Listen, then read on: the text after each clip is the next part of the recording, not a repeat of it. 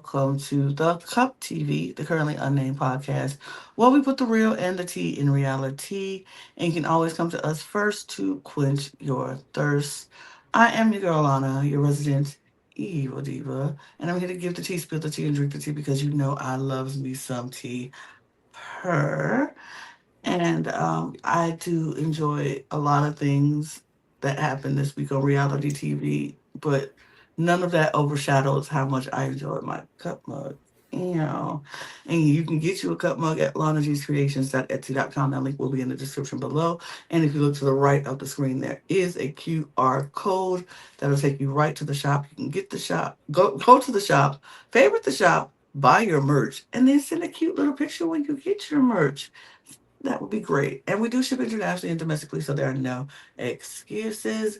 Get your cup merch. Thank you. Well, I'm David Healy, and I know I said I was going to come up with a reality TV reference for my intro, but I forgot. I completely forgot about it. So, sorry, guys. I forgot. Oops. That's unfortunate, Diva. Hi, everybody. I'm Brook, and I'm passionate about pop culture and what the fuck. And you'll know why I'm talking about that very shortly. Okay. Well, we are here. We are here doing our reality roundup for week 14 of the year, where we're giving you all of our highlights for this week's reality shows. Like, we're giving it to you, and we're going to do all of that. We're going to jump into that. But before we do, I just need y'all to do me one little favor, one little solid. If this is your first time watching, welcome. And hit the subscribe button if your thing is competitive reality television. If that's what you love, if that's what you're into, hit the subscribe button. We're trying to get 1,000 new subscribers by the end of the year. We're halfway there. We would love if you would help us get there. A lot of fun things open up for us and for you once we get to that point. So help us out. Do the thing. Share this page with your friends. Let everybody know who likes reality television to hit us up. Because we talk about everything. We give you all of our thoughts and things. So hit us up over there. Follow us on this channel as well as our other channels. All those links will be in the description below, as well as our audio podcast links, our Patreon, and our socials at The Cut Pod on Twitter, Instagram, TikTok, and Blue Sky. We would love to have you follow us over there as well. Let's get into it because we got a lot to talk about and not a lot of time to do it. But what we are going to do is start with what we always start with and what we love, which is our singing and variety shows. So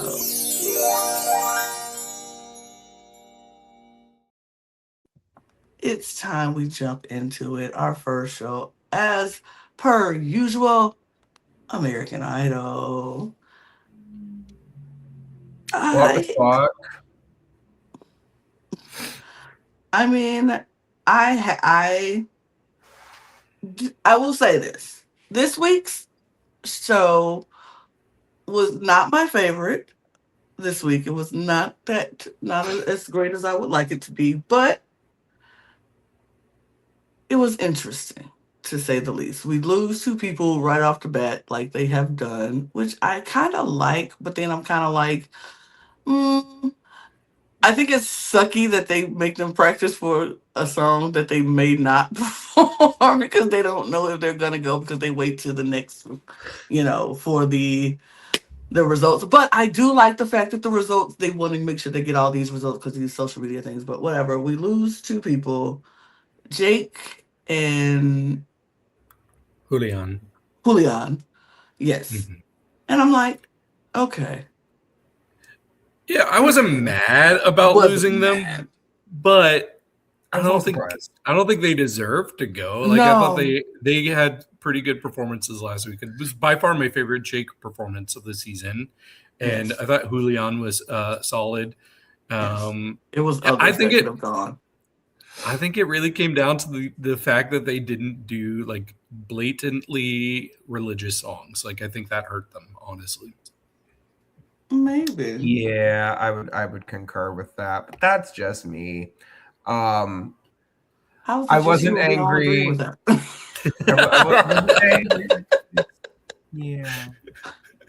No. It's just all of us. It's just us. It's just what happened. It's just what happened. It's just what happened. But yeah, I'm gonna let y'all start because I know both of you said you had a few people you want to talk to, not a lot. So I'll let you all go. Yeah, not a lot. I will start off by saying this episode made me feel so old because nobody knew any of these songs. And every time I'd be like, wait, are you talking? You don't know this song that was number one for like 2 months straight? Like one of the biggest songs ever? You don't know Everything I Do? You don't know Kiss from a Rose? You don't even know who Toni Braxton is. Hello? Who's he? Who's he? Never heard of her. Never. I could never. No. I'm about to I say, had two sorry to highlights. this man. Don't know who this man is. Yeah, I really only had 2 highlights this week. I'm going to just start off with who was my number one for the week, and I think this might be a hot take, but it was Kendall. I love Kendall, and she did Iris. This also kind of bugged me. Some of them were like, oh, I know this song, so I'm going to do this song. Like, they didn't even consider the other ones just because. Mm-hmm. And that was the case with Kendall. She heard Iris by the Goo Goo Doll, and she was like, I don't know Torn. I don't know this other song, so that's what I'm going to do. But I would like to know real quick, I don't know what their other options were because I only watched the performances on YouTube. So she could have picked, I'm assuming you mean Natalie Imbruglia, Torn? Yes. Oh my God, that would have been so good. Oh, that hurts me. Okay, continue. But I thought what she did choose was also really, really good. I love the like switch up to the song. Her tone sounded so cool on it. I do like when we have like the gender swap. Actually, my top 2 were songs where like a man was singing a woman song or vice versa. Yeah, even her like jump to the falsetto I thought was really good. To me, she's the winner of the season. I don't think it's going to happen at this point, but yeah, she was definitely my favorite this week. Who is your other? Because I feel like if we both only have 2, we might as well just get them both out now. Yeah. Okay. Yeah, my second favorite was Jordan once again. Jordan singing "Always Be My Baby" by Mariah Carey. I was glad he picked this song out of the options that he had. It felt like he was taking it to church, which is like where he sounds the best. So the only kind of issue I have, and it's a little weird, is like when it got to the chorus, the background singers were completely singing the chorus and he was just doing the ad-libs. I wish there was an opportunity for him to sing the chorus as well. Maybe the first time sing it and then the second time do the ad-libs. So that was kind of my only thing. But there was like a note at the end, like a falsetto run that he did that was incredible. Like that part, I mean, absolutely solidified himself as my second favorite of the night. He was so good. Like once again, super, super consistent. Love Jordan. Mm-hmm. Jordan was also in my top 2 for the week. I have now become a member of Team Jordan. After these past 2 weeks, I am on the Jordan train. I would be happy to see Jordan take home the win. I don't think it will happen, but I would like to see it myself. My other standout this week, and this is the first time I have really enjoyed her, was Hannah, actually. And just for the record, before the podcast, we were having some words. Here's my thing. I like 90s country a lot. I think a lot of 90s country has like this unique flavor that a lot of other country music before or after just doesn't have. And Hannah really brought some really good energy to a song that I like quite a bit. Now, was I unfairly comparing her to the really great blind audition we got from Deck of Hearts last year on The Voice to the same song? Yes, but considering the fact that that's a 3-piece versus a solo artist, it's not really a fair comparison. So I listened to it again and I tried not to do that. I think she did a really solid job, which is more than I can say for about 8 of the contestants on this week of American Idol. Like, she was good and had a good performance and vocally sounded good. There were a lot of people this week who struggled, and I'm not really sure why. I also wanted to acknowledge who I think struggled the most this week, which was Brooks, on a song I thought Brooks would smash out of the park. Because Linger has such a unique vocal tone to it. But when I think of Brooks's voice, this is the kind of song I would love to hear Brooks do. I think Brooks just got overwhelmed. I think this is just a really, I'm not really sure what happened here, to be honest, because like on paper, this sounds like it would be perfect. And it just was really, really off. Yeah. And I'm a big Brooks fan. I like Brooks a lot. Brooks has been my favorite this season. But Diva, I'm hoping you stick around next week. That's all I got to say about that. Because I mean, I'll start with the ones that y'all talked about already. Kendall, I liked it. I just thought it was very much what I expected from Kendall. She always takes a song, she flips it into where she's comfortable and what she does, which is really good. It's like Kendall is going to give us this every single time. I would like to see her switch it up a little bit for the sake of being on American Idol, but we all know what her record is going to sound like. And that's great because that's what we want to know, what we're going to get from the American Idol, from the person leaving this show, what her record is going to sound like. That's what Kendall's record is going to sound like.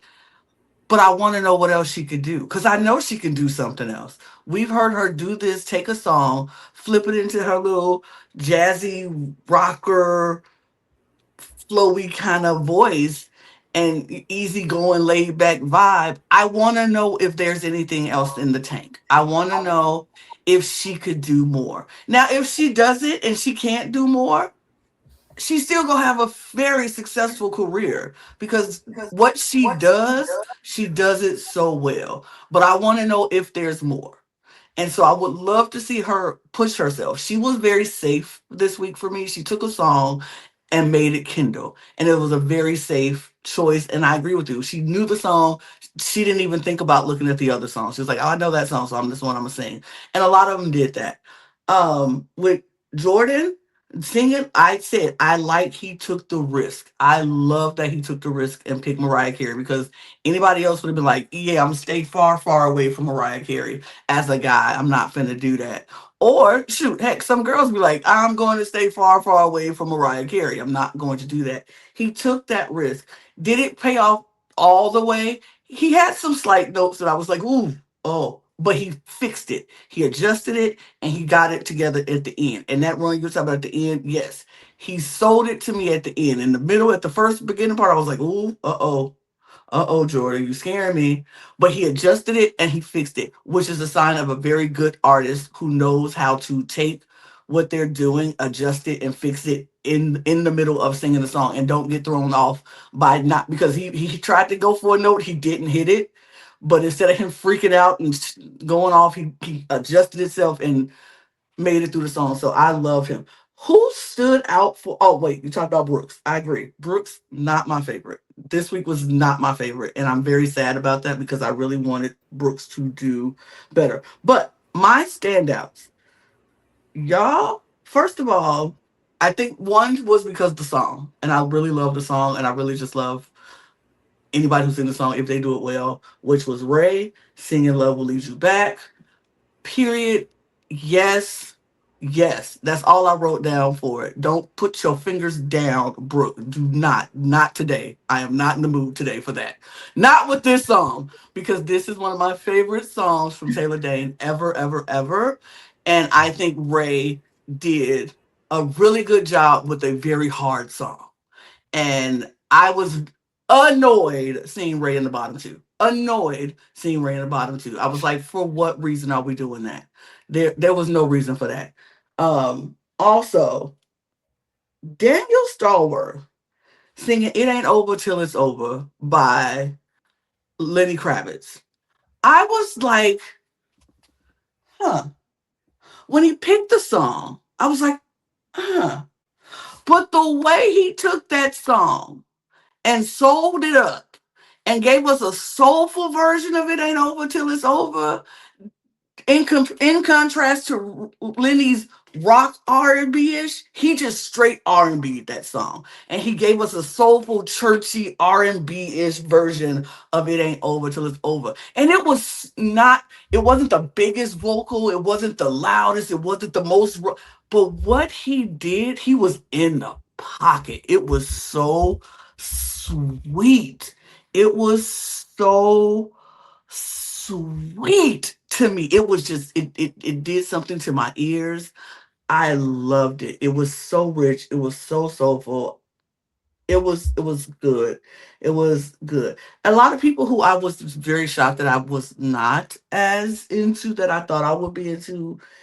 I mean, I think Keela did a really good performance of Zombie, but my problem was I wish she would have spent a little bit more time in the chorus instead of in the verse, because when she broke into that chorus, it was like, yeah, yeah. The verse was too monotone for me, and it was the same repetitive over and over, and it didn't hit. But when she got into the chorus, it was like, okay, all right. And it was a risky song for her to sing, because like you would not think Keela would sing a Cranberry song for sing Zombie, but she did it, and it was good. And I think it was okay. I just wanted her to stay in the chorus a little bit more. But other than that, and I was annoyed that we lost Jesse. I think his Wonderwall performance was solid. Was it his best performance? No. Was it solid enough? Did it beat some other people? Because there's a couple of people who I was like, they could have gone. I'm sorry, Chris. That was the worst performance of the night. Chris did not need to go on past this round. Lucas, Leon, It's Your Love was forgettable. It was forgettable. Um, and it was one more who I was just like, yeah, no. Mm. I thought Hannah was predictable. I thought Hannah. Oh, Brayden, all by myself. That was a wrong song choice. Like Lionel Richie set him up with that song. You set him up to sing that song. He should have never picked it. It was pitchy. I was not a fan. All those three people, Brandon, Chris, and Brayden. I keep calling Brayden, Chris, and Lucas. Either one of them could have left because none of them were good. Yeah, as a hardcore member of Jesse's fan club this season, was Jesse in my top this week? Absolutely not. Was Jesse in my bottom 3 this week? Not even remotely close. I think I had Jesse like somewhere around 5th, 6th, 7th this week. Because Jesse was fine. Like it wasn't anything particularly special. But like, can I tell you his other options? What were his other options? I think he picked the worst song choice for him out of his 3 options, because he could have picked Everything I Do It For You by Bryan Adams, which would have been good. But what he should have picked Hallelujah by Jeff Buckley. Because I think he could have really done well with that. But he said he was actually going to sing that song during the Faith Week, and he chose to go a different route. So I'm like, you already had this in your wheelhouse. You should have did it. You should have just did it. Like, Wonderwall was not the best song for him, but was it the worst song of the night? Absolutely not. But he should have picked a different song. Absolutely should pick a different song. I'll be 100. If I were Lionel in this particular situation, getting to choose, I would have kept Jesse based on the performances on the night. Based on the performances on the night. Absolutely not. On the night, that's what I would have done. He picked the right choice. He made the right choice. Ray was in my bottom 4 for the week. I'll just say that. Like personally, it was not her best performance. It was her worst performance of the season. If we're being objective, it was her worst performance of the season. I agree. It was not her best performance of the like. She has better performances, but this was not a bad performance. That's what I'm saying. Her bad is still better than most. I don't think her bad is still better than most. I don't think she should have went home. I don't think either one of them should have been in the bottom 2. No. But given the performances solely on the night, I personally prefer it would have been Jesse to go home for me. For me, it would have been Jesse. I'm not going to say you're wrong. It's just personal. No, I think, yeah, for me, it would have been Jesse because I think Wonderwall was just not a good performance from him. Yeah, they were both kind of disappointing for me, but they were in the middle still for me. They were 7 and 8 for me. So I don't think either of them should have gone home. No. Like, I agree with most... Oh, go ahead, David. Sorry. I agree with most of Alana's list of who was the worst. I actually had Brooks as the worst. Then I had Chris, then Lucas, then Hannah. Mm-hmm. Yeah, Yeah. I don't have Lucas that low this week, but maybe that's just because everybody else just really surprised me with how off they were this week. And like Lucas was fine. Like it was a country song that he sang okay. Like he wasn't in my top or anything. He was like 8, but like honestly, if I was eliminating anyone this week besides Brooks, which I really don't know what happened on for Brooks this week, it probably would have been either Chris, which oh my god, I think we all agree on It Chris. would have been Yeah, Chris. that was Chris should have gone. I'll be 100. I really did not like Keela's cover of Zombie, like at all. And like I think you should love the listen to song. it again. I think you should listen to it again and listen to just the chorus, not the verses, because I think the verses itself was very monotone and one note and very repetitive. But listen to what she does in the chorus, and I think that'll change your mind about her being at the bottom. What were her other options? I don't think I wrote. Oh, I didn't write them down. She didn't know any of her song choices, though. I think it was. Oh wait, no, that was somebody else. I think I was gonna say somebody had "I'll Make Love to You," but that wasn't her. But I do think she could have picked a different song. I think she was trying to go for the risk factor of picking a song nobody would expect her to do, which I get. But I don't think this was. Some risks pay off, some risks don't. And I think, like I said, if she would have spent more time in that chorus than on that verse, I think we would be singing a different story right now. But there were a couple of song options that are like some of my favorite songs of the 90s that I would have loved to hear. And one of them, I do like Daniel doing "It Ain't Over Till It's Over." That was in my top 4. But I would have loved to hear him do "Can We Talk?" because that's one of my absolute favorites. But I feel like that would be so predictable. That's why he didn't pick it. Yeah. Her other choices were both better for her, I think. It was "Breathe" by Faith Hill, which I think would have been really interesting for her, and then "It's All Coming Back to Me Now" by Celine Dion, which I think she should have "Breathe." I think she should have "Breathe." I think "Breathe" would have been really good for her. Mm-hmm. The other one for me though is Philman. I think he's the only one we haven't said anything about. He was good. I thought his song he was good, but I would have loved to hear him do "I Believe" by Blessed Union of Souls. Like I love that song so much. That's probably a top 10 or 20 song of the 90s for me. Yeah, I think Philman did a good job. I think he was perfectly solid. I just wrote down good performance for him. It was good. Mm-hmm. It wasn't nothing egregious, nothing bad, and nothing superior. It was just good. But I enjoyed his performance. I enjoyed how he performed the song. So he was number 6 for me. Yeah, that sounds about right. I actually had Braden at number 5. I kind of liked Braden going away, like because he's been so stuck in like this soul R&B category, and I don't think that's really his vibe. So I liked him getting out of that and doing something a little more like straight up pop. I thought it fit him more, even though he did have some struggles with the song. He kind of did the Eric Carmen version of the song, which is fine. Like, I mean, it wasn't my favorite, no. But, like, was it bad? No. I'm gagged that he's apparently one of the favorites to win, which stuns me. But, sure, Jan. Yeah, so we were talking about this a little bit before, but it seems like the biggest front runner of this cast, which I do not agree with, is Hannah Harper. Like she, by far, she's always topping most views on YouTube. She's winning all the popularity polls. She's winning like the betting polls as well. And for me, she is just fine. Like I think she's good, but compared to the other girls, I don't think she holds a candle to them. Even this week, I thought this was her worst performance. Like this did nothing for me. It just felt like decent karaoke to me. So I'm a little annoyed. I really do think her going viral. Yeah, I think her going viral with that String Cheese song is what has made her this front runner, and probably people who aren't even watching are probably voting for her just because they like that song. But I don't know in what world Hannah is the front runner of this show. Like out of everybody we have in this top 12, she's the front runner. Is blowing my mind. I'm confused, but you know what? American Idol and America, y'all do y'all thing. Y'all vote how y'all want to vote. And at the end of this, all if she wins this whole thing, I'm gonna be like, we'll see how.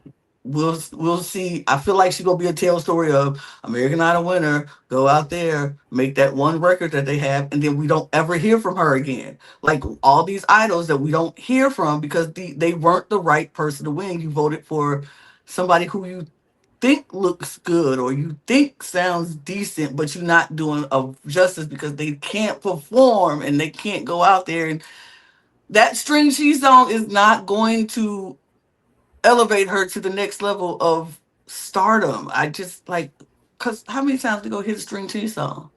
How long are y'all gonna want to hear string cheese song? It's I can't do Hannah winning this whole thing. It will I will be disappointed if she wins this thing. I'm saying, but we move to The Voice. It's All Stars Showdown week, but we can't start the All Star Showdown before we finish the knockout rounds because we have three groups left to do All Stars, and we started off with Jolly and Jared. Um, yeah. Shoemaker, yep.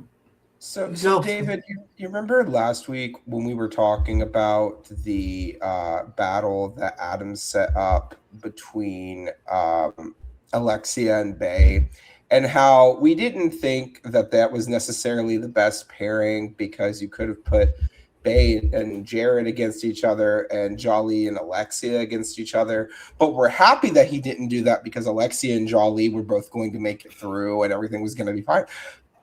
What was the reason, Adam? What was the reason? Because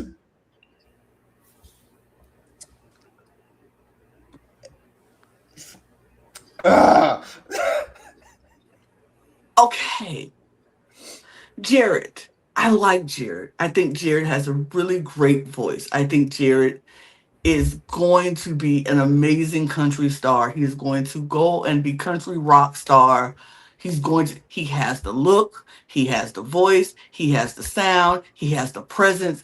I think he is, and I think this performance was so good from Jared. I enjoyed hearing Jared. His voice is soothing to my ears. I'm like, yes, I will buy a record from Jared singing like that. Period. And I will read a magazine with his picture in it because he's a good looking man. But then Jolly comes out and sings this song. The way she sings this song, and she was taking us to places Fergie could never dream of taking us in this song. And her voice was so, ooh, it was so good. It was so, and here's the thing. I understand what Adam was thinking. I hate to say it. I hate to say I understand what he was thinking when he let Jared win this battle or this knockout round. I understand what he's thinking. He already got Alexia on his team. If you have Alexia and Jolly on the team with the same sounds that you have, he's trying to diversify his team and give a piece of everything. So when everybody go to vote, you got a country, you got a soulful sound, and I can't remember the other person we got on the team, but it's all different voices. But Jeremy. Adam, who? Jeremy. Oh, Jeremy. Mike Steele. Do you have any thoughts on that, by the way? Please don't. Let's not. Okay. No, we won't. But here's the thing. But here's the thing. Don't let me finish. Let me cook. I know what he's trying to do, but you can't tell me straight with a straight face that Jolly didn't win this. You can't tell me with a straight face that Jolly did not win this because she did win this. But he's trying to diversify his team and trying to go for the win. He was thinking strategically and not logically, in my personal opinion. All right. Okay. Well, I'm going to say this with a straight face, Lana. I thought this was a really close battle.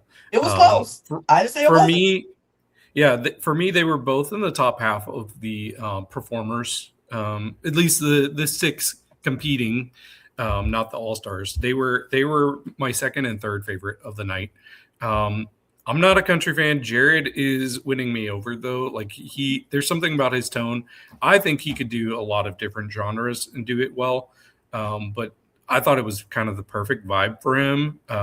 He has a smooth sounding voice. So I really enjoyed what he did, even if it's not my personal taste, because Jolly is way more what I like in an artist. And I think she sounds incredible. I don't think I like this song choice for her. I think there's plenty of other songs she could have done that would have suited her better. And throughout the first verse, especially, I thought she sounded like she was trying to sound like Fergie, and I wanted to hear her voice on it. And it wasn't really until the second half that she really started to shine, and you got to see everything that is Jolly and, like you said, is better than Fergie. So this was very close for me, but I had Jared number 2 overall for the night, and I had Jolly number 3 with a straight face. No, I don't listen to your straight face because you're jilted. Anyway, go ahead. I know. Yeah, this was actually, I will agree. I think this was probably the closest battle, closest knockout of the night. Even considering the All-Star performances, I think this was just really close. I will again say, if you want to diversify your team, you should put the artists who sound similar to each other against each other, so that way you naturally diversify your team instead of having to do this kind of bullshit. So this is one of the biggest reasons I've always had problems with Adam on The Voice, is because he always does this kind of stupid bullshit every time he's a coach, and it aggravates me. Personally, these are my 1 and 2 for the knockouts this week. This was probably the closest to call. I personally prefer Jolly's performance, but honestly, I can't be mad given the circumstances. Because also, as much as I cannot stand him as a person, I do really like this Travis Tritt song, and I kind of always have. So I feel a little bit more of a personal attachment to Jared's performance, but I do think Jolly performed better on the night. There you go. Yeah. Like I said, I'm not mad. I'm just disappointed. Real. Next, we move on to KJ versus Grace. Now, talk about a knockout. This was a knockout. This was a TKO. Not even close. KJ ate I'll Make Love to You from Boyz II Men up. It was just Grace, sweet girl. Sweet girl. She shouldn't have made it to this. She shouldn't have been to this knockout round, I'll be honest. I said it before, she deserved to go out doing the battle rounds, but that was just me. Who was she against? Eddie. Oh yeah, she should have. She should have been out doing the battle rounds, but that's just me. They didn't even show her whole performance. They're like, "We'll show you a clip of her." She just wasn't that great. This was a complete bop. Like KJ, she knew it in the rehearsals. She was going down. That girl was like, "I'm intimidated by KJ," and you should, because he's about to outsing you. He's about to sing circles around you, and that was the easiest decider. I was like, "Are we really, John? You really finna act like you don't know who's finna win between KJ and Grace? You really finna act like you don't know? Please." That was the easiest one. He had to do it the formality of letting somebody sing against KJ. I guess. This was my top of the night and my bottom of the night. Yeah, it couldn't have gotten any further apart for me, because I loved KJ. KJ's voice. I wonder, Lana, if you can hear the same thing I'm hearing. This was the first time I was like, "Oh, you sound like somebody else," and it clicked. Joe, do you remember Joe? Mm-hmm. Like, I Want to Know. For me, he sounded a lot like Joe, and I love Joe's voice. But yeah, to me, he's so radio ready. He feels very studied with like everything he does. Like it feels like he's perfected his art more than probably anybody else in this competition. So yeah, KJ by far, hands down, was my winner and my favorite of the night. In fact, I'm going to say KJ is the only person in this group of 6 that stood up with most of those all-stars. Okay. Real talk, KJ could win the season of The Voice, and I would not be shocked. I'll just put that out there. I don't know if it's gonna happen because there are a couple other people that were in the first week that are like exceedingly popular and are like, oh wait, no, sorry, there's no fan vote, so it doesn't matter. But also though, thinking about like the fact, we'll talk about the shenanigans with the twist of the all-star thing and what the prize is, but the fact that John can only have one person on his team when he has Lucas, Sid, and KJ. Right. He can only have one in the finale. Pisses me off. Yep. But we'll talk about it. Mm-hmm. Jonah and McKinley. Jonah singing He'll Be in My Heart, McKinley singing Pink Pony Club. I think this is a good battle. It was fine. I think it was my like fourth and fifth me too. best of the night. It was fine. I agree with McKinley winning. It's like, okay, cool. I think Jonah is very much Broadway, and he gave very much Broadway in this performance. And that's not a bad thing.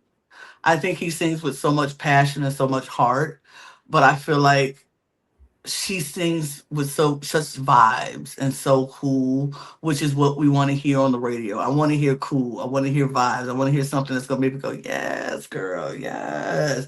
And she gives that. So I think McKinley winning this showdown was like, yeah, right. The right choice to make.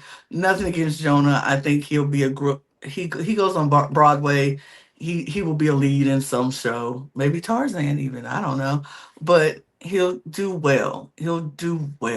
But McKinley kind of, even with the song that's not particularly my favorite song. I'm not a Pink Pony Club kind of girly, but I think what she did with it was lovely.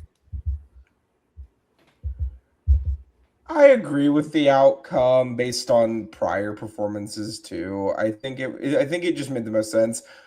I don't think either one of them were particularly at their best in this round.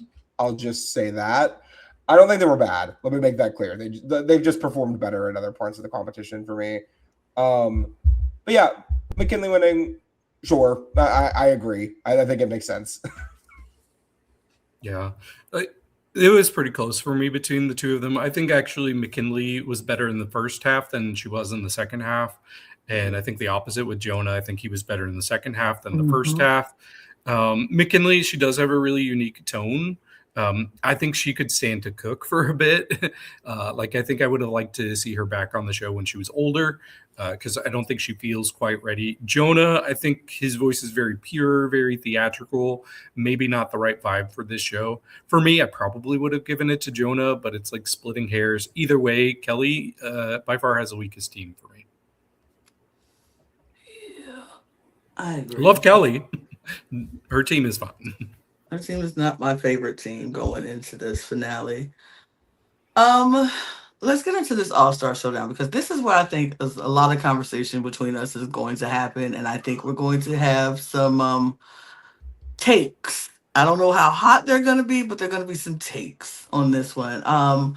So Kelly gets to go first, and she gets to pick who she's going to go against, and she picks John. She's going to go against John. And so Kelly brings out Girl Named Tom, and John brings out Renzo.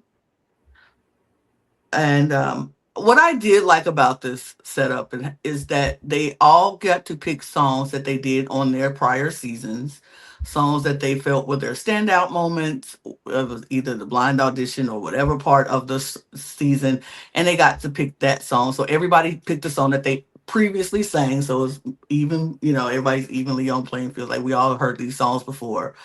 And so Kelly brings, like I said, Girl Named Tom. They come out and they sing their song that they took to the end, that I guess what won it for them. And then Renzo sang his song, which was Dream On, Aerosmith. I'm gonna let y'all go because I'm interested to hear what we thought about the winner. Girl Named Tom ends up winning this battle. by the way, giving Kelly a point. Do we agree? So I just want to be as clear as possible. I am the most unbiased person for this particular round of the knockouts because Girl Named Tom are my favorite voice winners. So I'm just going to leave that out first. So So you're unbiased? I am No, you're very unbiased. biased. I'm biased Okay. as hell. I am biased as hell. I cannot Yeah. even lie. So I'm going to try my best to be unbiased and just speak on the performances given. But I remember when they did this on their season of The Voice, I think it was like top 12, top 13, something like that. And I was like, well, they're winning, clearly. Like, and here, I cannot begin to tell you. Like, I was like ready, just like in bed watching, having a good evening. I literally had to stop to breathe. Like, I had to tell myself to breathe. This is maybe my favorite performance we've had on The Voice, possibly ever. I'm just going to be blunt. And I know I said I'm going to be unbiased. This is me being unbiased. I was enamored by this. It was beautiful. Their harmonies are so gorgeous. I love them so much. Renzo was also incredible. Oh my God, it was so good. And I feel really irritated because I think had they been against anyone from Team Adam, I think they both would have won. So them's the breaks, I suppose. But yes, I do agree with the decision. CeeLo, you ate. Thank you very much. Even if I don't like you and I don't want you on my screen.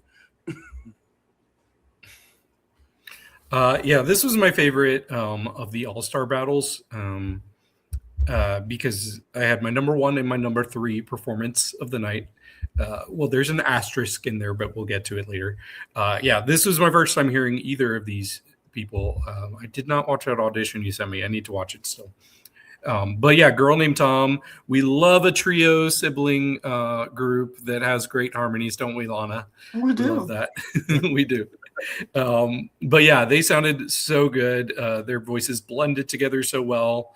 It was hypnotic for sure, especially the second half. It was ethereal. But Renzo, I was so impressed with him. It was a very tough song to sing. He killed it, though. The range, and not only going for that high note, but then taking it up from there. I thought that was so good. So yeah, like I thought the right person or the right group won, but Renzo could have beaten almost anybody else. If it had been a different pairing. I also want to quickly acknowledge the fact that out of the 6 people here, Renzo was the only one who wasn't a winner coming into this competition. And I think if you look at the other 4 winners, I think he was better than 3 of them. I'll just say that right now, personally. I like there was another winner who I think was also just incredible in this, but I think if you put Renzo up against Jordan, Javier, or Jake, I think Renzo was better than all 3 of them. I'll just say that. I agree. I think Renzo was better than all 4 of them, to be honest. I think Malin would be a close fight for me. I think that would. I don't know who I would pick, but I think I can definitively say the other 3 for sure. Renzo was better than. I'm finna be so very honest and different. I think Renzo beat everybody. I think Renzo's performance was better than Girl Named Tom. And this is me never hearing Renzo or Girl Named Tom. I didn't watch this season with either of their seasons, so I don't know what they did. I think Girl Named Tom has a beautiful sound. Someone who sings in a family sibling trio with harmonies. I listened for that. I love that. I love their blend is special. Their blend reminds me of any sibling group who sung their whole life, and they have that one sound where you can hear like, oh, they can sound like one voice, and it's beautiful. But I also feel this performance was so angelic and inferior. Like it was beautiful, but I was bored. They gave me nothing. And I feel like on a show like The Voice, You can't just be the voice. Especially when the cameras are, we see you. We see you. I need you to give me something visually to go along with this beauty. And and this might not even be them. It could be the background. Like, I feel like they should have given them more. Give me something to see. Give me something to match the beauty in that voice, to match my eyes, because it just felt like a blank canvas, three people standing on a blank canvas, and it was pretty, but it didn't move me. I wasn't moved. I was stunned to silence because it was beautiful, but I wasn't like, when it was over, I wasn't like, oh, I was just like, that's pretty. It was pretty. Renzo gave me a performance.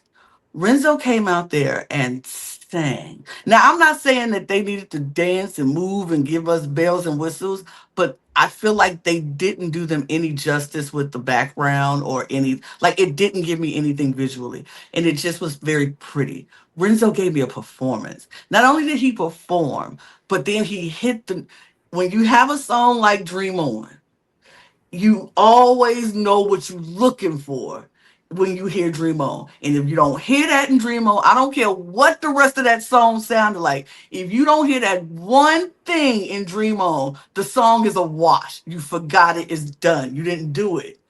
But he did it. And then he took it to the next level up. It was like, whoa. I was impressed by him and his performance, and the fact that, yes, he didn't even win the show. He didn't even win. All these other people won the show, and he was runner up, and he came and he ate this up. I think he did a fabulous job. I would have picked him over Girl Named Tom because I feel like their performance was pretty, but it wasn't moving. His was good, and it moved me. And he did an extra. He went extra far and beyond what he had to do. He could have just hit the note and been straight, but he took it to that next step. And maybe this is me, like I said, coming from somebody who sing in a trio. I've heard harmonies like that my whole life. I sing harmonies like that my entire life. So it takes a lot, and I'm not gonna sit here and act like it. It takes a lot to impress me with harmonies because I know harmonies. I sing harmonies with my sisters every single day. We do it all the time. I need to be impressed. And I was like, this is pretty. I wasn't impressed. Like, oh, I got to go buy the record. And I've heard groups where it's like, ooh, I got to go buy their record the second I hear that again. This one was pretty. I needed to be extraordinary. For the record, Renzo should have won The Voice. I think that should also be acknowledged. Renzo should have won The Voice. Well, I don't know what this other person was who won it. As someone who, we talked about it in the reality TV tier list video, I was rather harsh to The Voice 27. I should probably you were there. Everyone on that season was forgettable, but Renzo. Renzo should have won The Voice. I want to make that abundantly clear. Renzo should have won The Voice. Okay. But yeah, it was a rather boring winner. It was that bluesy winner that they always do with The Voice. Like, it seems like half the time it's just like a guy with a bluesy voice wins The Voice, and yeah, it wasn't my favorite win. Renzo should have won. All right. Well, let's move on to Malin and Jordan. They were next because John got to pick first. He only had Malin left, and then he went up against Team Adam, which was Jordan.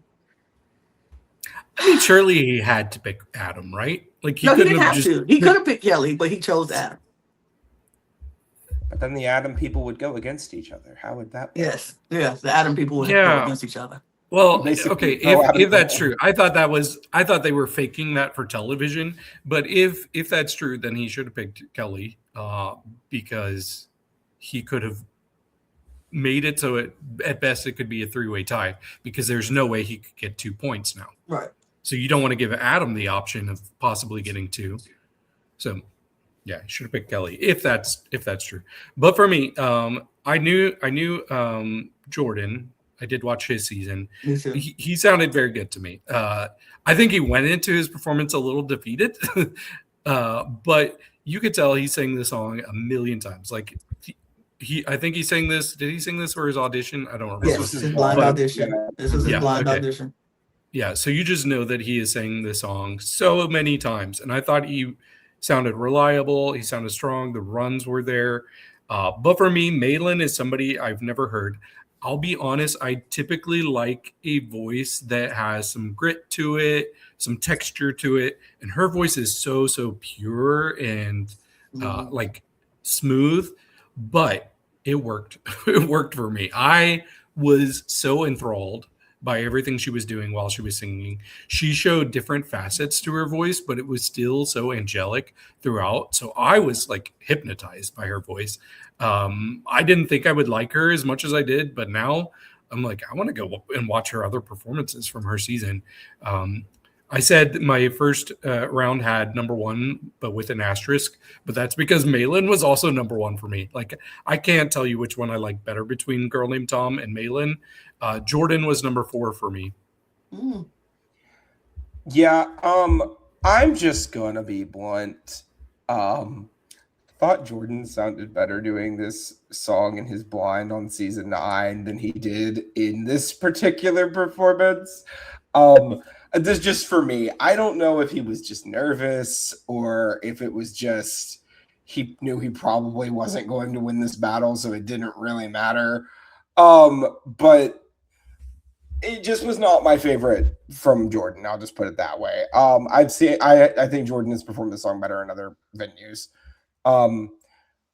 Malin, on the other hand, The Voice season 16 is a very weird season of The Voice because they did a bunch of extra stuff. You know how now it's like they have a shortened season. Season 16 felt like it went on forever, and they had a lot going on. We got to see them all perform a ton. And this was not the song that Malin did that I would have had Malin perform based on previous performances, because Malin's cover of The Scientist is one of the like a top 10 voice performance for me. It's beautiful. But I cannot complain because I think this was spectacular in every way. So yeah, Malin was number 2 for me out of the top the 6 returnees here. Jordan was my number 6 on the week. I am sorry. I love you, but it was not my fave. We just have different ears, apparently. I just don't know what's going on because I would have had Jordan beat Malin. I was like, they picked Malin to win for the plot because they wanted 1-1. And I thought they were going for 1-1-1. I was like, CeeLo, you picked Malin for the plot. I thought Jordan sounded great on this song. I thought did he come in and was like, oh, I quit? I don't think that was him being defeatist. I think he was joking around because Malin did sound amazing. She sounded beautiful. She sounded stunning. But I think Jordan sounded even stunninger and even beautifuler and even better. Like, I really enjoyed Jordan in this performance. Has he sang the song a million times? Probably. But he knows what he's doing with this song. And this is not an easy song to sing. Everybody can't sing it. That's why everybody don't. And he sings it, if not better than Sia. It's something in his voice, it's something in his tone that does it for me. So I enjoy Jordan. I thought he should have won this one, but I was like, they doing it for the plot. They doing it for the 1-1 suspense, and we were going to get 1-1-1. That's what I thought. That wasn't the case, but I think Malin was beautiful in this. Beautiful. I did enjoy the song from her. I enjoyed both these. This was another good knockout round for me. I was not disappointed at all by this showdown. I was not disappointed at all. I thought they both did an amazing job. I just would have picked Jordan, but I'm not mad that Malin won.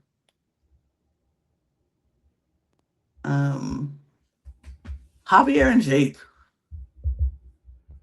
I love Javier. I haven't seen him in such a long time. It was lovely seeing Javier. I just want to put that out there before I get into critique. Jake was good. Jake was really great. And I will say, based on the performances given, I would have picked Javier, with the note that Jake was very pretty, and Jake sang a very good version of Desperado, just like he did on his original season. But there is just something so magical. Like the way you feel about Jordan singing Chandelier, Lana, is how I feel about Javier singing Time After. Like it feels so perfect. And I can't explain why it feels so perfect. But I think he's performed this on the show a few times now because it was his blind. I think he came back and did a different version of it on a different season. But there's just something so engaging about Javier singing. I would have, God, I was enraptured by it. I would have given it to Javier personally. Yeah, I remember the marketing for season 1 of The Voice, and they kept showing Javier doing Time After Time in the marketing. I actually think it was a big factor in the success of the show, and Javier himself, huge factor in that success because it was incredible. It was incredible when he did it 15 years ago, and it was just as good him doing it 15 years later, looking the same. Looking the same. He has no black don't crack, baby. I was like, jeez, Javier. Mm-hmm. Yeah, there's part of me that's like, wait, is CeeLo like getting revenge for Vicky Martinez not winning season 1 when she shouldn't have won? She was good, but she should not have won.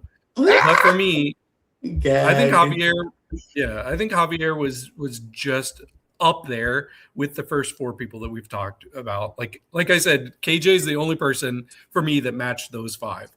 For me, Jake feels like you switch KJ and you switch Jake. That feels more appropriate to me because Jake, I'm so glad I did not watch this season. I am thrilled I did not watch that season because if I had watched a season of The Voice and that was the winner that we got, I would have been pissed. I'm not a country fan. I will admit that. But this feels like you throw a dime in Nashville, you'll find like a dozen people that are just as good, if not better, than him. It just felt generic. Like I was unmoved. I've heard better versions of Desperado. Like I was like, you're a winner? Seriously? You're fine. Like this was not the song they should have chosen for him because he chose it. I know. That's what I'm saying. But out of his performances from season 17, he did an incredible version of Danny's song by Kenny Loggins. That absolutely should have been what they picked here. And I know why they didn't pick it because it's emotional and blah, blah, blah. Whatever. It should have been the choice. It was perfect. And it was by far the reason he won season 17. I want to be clear. But, you know. If this was the reason, like I already feel like the bar is in hell as far as the standard goes for country singers on these shows. Like especially we talked about Hannah being the front runner on American Idol. This guy winning. I've seen other people that are meh that win these shows just because they sing country. And yeah, it just doesn't work for me. So yeah, for me, by far, like the biggest blowout for me was this round. Because I thought Javier absolutely beat Jake.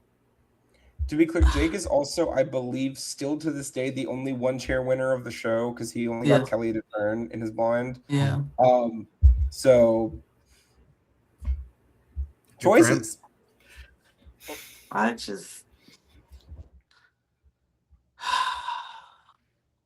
I think Kelly sold this so much. Like she sold it. Like she brought out her acting chops for Jake because she tried to hype Jake up like he was doing something so phenomenal and fantastical, and this was the greatest song ever. And she's just like, what? I'm like, girl, it wasn't that deep. It was not that deep. He just did a falsetto note at the end. We just heard 3 people do falsetto notes in the knockout round. What are we talking about right now? It was just, I don't know. I felt she sold this, and I think CeeLo fell into the trap of the sale and how emotional everybody got. It wasn't that deep in Javier's song. And then even, this is what pissed me off. Kelly was like, you have this broken sound that's beautiful, but I loved it. What you mean broken sound? Like you trying to downplay Javier's voice like his voice is broken. And I was like, just to hype up Jake and his pure rich Tactics. country tone, that pissed me off. And I was like, Kelly, you selling, and you, cause your man's can't, his voice ain't gonna do it for himself. Like this song ain't speaking for itself, and you trying to sell him to me, and I'm not buying it. Like, of course he sang 27 times in the Opry because they all sound the same. They can just pick anybody. They're like, oh well, we know him. Come back and do it again. Come back and do it again. Come back.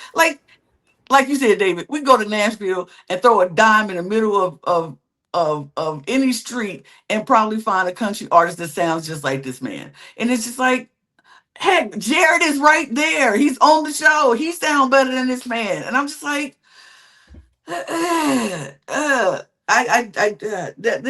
this one pissed me off because I was like, y'all know it should have went to Javier and it should have been a 1-1-1, but they ain't had no clue what to do at a tiebreaker. They didn't know what to do with a tiebreaker. What do you do in a tiebreaker? What do you do? Do CeeLo just now pick one person to give it to? Like, they had no clue what to do with a tiebreaker, so he gives it to Jake, which is, you sold. You should have just gave it to you should have just gave it to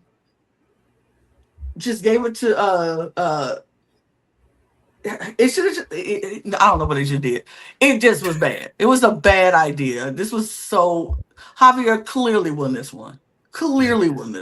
I am so glad we are all on the same page on this because I was really worried I was going to have to defend Javier. Now, I don't know why. Like, I don't know why I was worried about it, but I just, God, I'm bitter for Javier because he, like David mentioned, he really is one of the biggest reasons the show became successful in the first place. Absolutely. Because they tried other singing shows in the U.S. Like, the X Factor did not do well.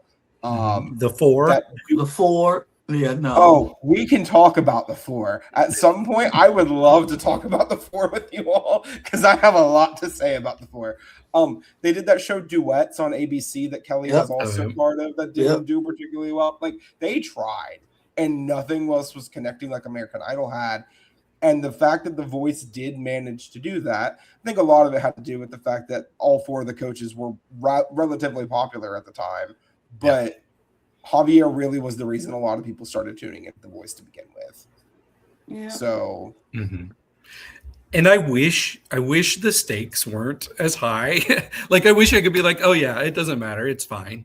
But the stakes being tied to who gets a second person in the top four is ridiculous. Like, there's no correlation to how well these people do and the actual competitors. So I think it is absolutely silly that now that Kelly won this battle, now she gets to have two people in. And honestly, I would take team by far the weakest. I would take two people from Team Adam. I would take three people from Team John. It's not right. I'm so upset. Just happy that this ensures that JW will have a slot in the finale. But let's be 100. Does it? In my mind, it better. You don't think we're going to get a rematch of Liv and McKinley? Please. I think it will be JW and Liv that are going to go through to the finale. But this is also before the performances even happen. We're not going to get into that yet. But what I was going to say is that I want to talk about the thing that really pisses me off at this point, which is that we're not voting on anything this season. Not a damn thing. We're not voting on the top 9? No, or the finale. They're pre-recorded. What? They're pre-recorded. So there's you remember America's Got Talent, the champions, how they had the super fans vote, and that was the whole deciding thing for each round. So the top 9, it will be a voting block. I'm reading this directly, comprised of super fans and past voice artists will determine which 4 of the top 9, the 2 from Team Kelly and then the 1 each from Team John and Team Adam, go into the finale. And just with the semifinals, they will also decide the winner. There is no voting. Okay. So when we get to those next 2 weeks, I will be very. It's all very, next week. It's all next week. It's all next all week. next week. You're right. It's all next week. So here's my thing now. So these people past voice contestants? None of these people should have been on Team John, Team Kelly, or Team Adam, right? Because if you have people who've been on Team John, Team Kelly, and Team Adam, maybe they feel a little biased towards their old coach and just vote for the person who they've been with. So if you're going to have past contestants, and here's the thing, I don't care if we don't vote. I'm not that mad at that. If you're going to do this, you have to make it as fair as possible. None of John's teams, none of Kelly's teams, and none of Adam's teams should be involved. It should be people who were on other judges who have no affiliation with these people, so they can just vote strictly on the voice and the talent or whatever. And these super fans, I don't even know where you pick these people from. Extras? Like you just decide, hey, you want to come be on The Voice here? Vote. You're a super fan now. Some of these people may never watch The Voice in their life, but that's fine. That's fine. Judge it strictly on the performances of that night, which is whatever. I don't know. I don't. Voice, y'all. You started off fine. You're losing me now. You're losing me with all this. But whatever. Who are you rooting for? I have a top three. My top three is all really close. Like any of them winning, I would be thrilled with. But it's Alexia from Team Adam, and then Sid and KJ from Team John. That's literally my list. That is literally my list.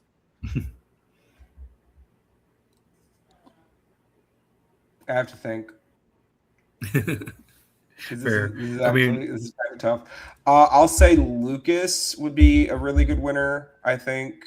Honestly, anybody on Team John winning, I'm not going to be mad. I think all three of them, if they win, I'm like, yeah, sure, I get it. This makes sense to me. So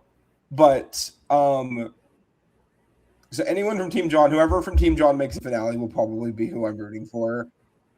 Because I think that's probably my top three is Lucas and Kay. Honestly. That's so wild. Look, that's crazy coming from you that your top three is Team John. I mentioned it last week. Yeah. I mentioned it last week. He has improved in my coach rankings this season. He has went up in the world.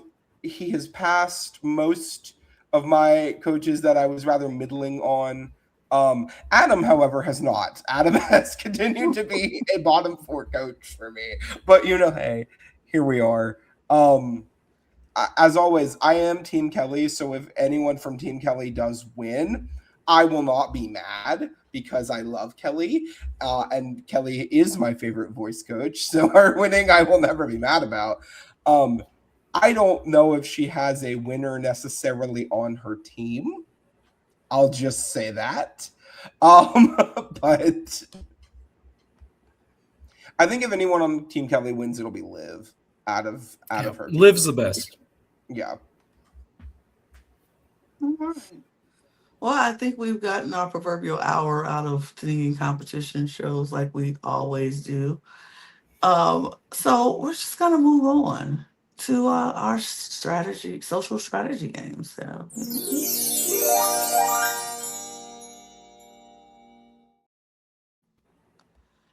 And we will kick it off like we always do. David, you're up. It's extracted time.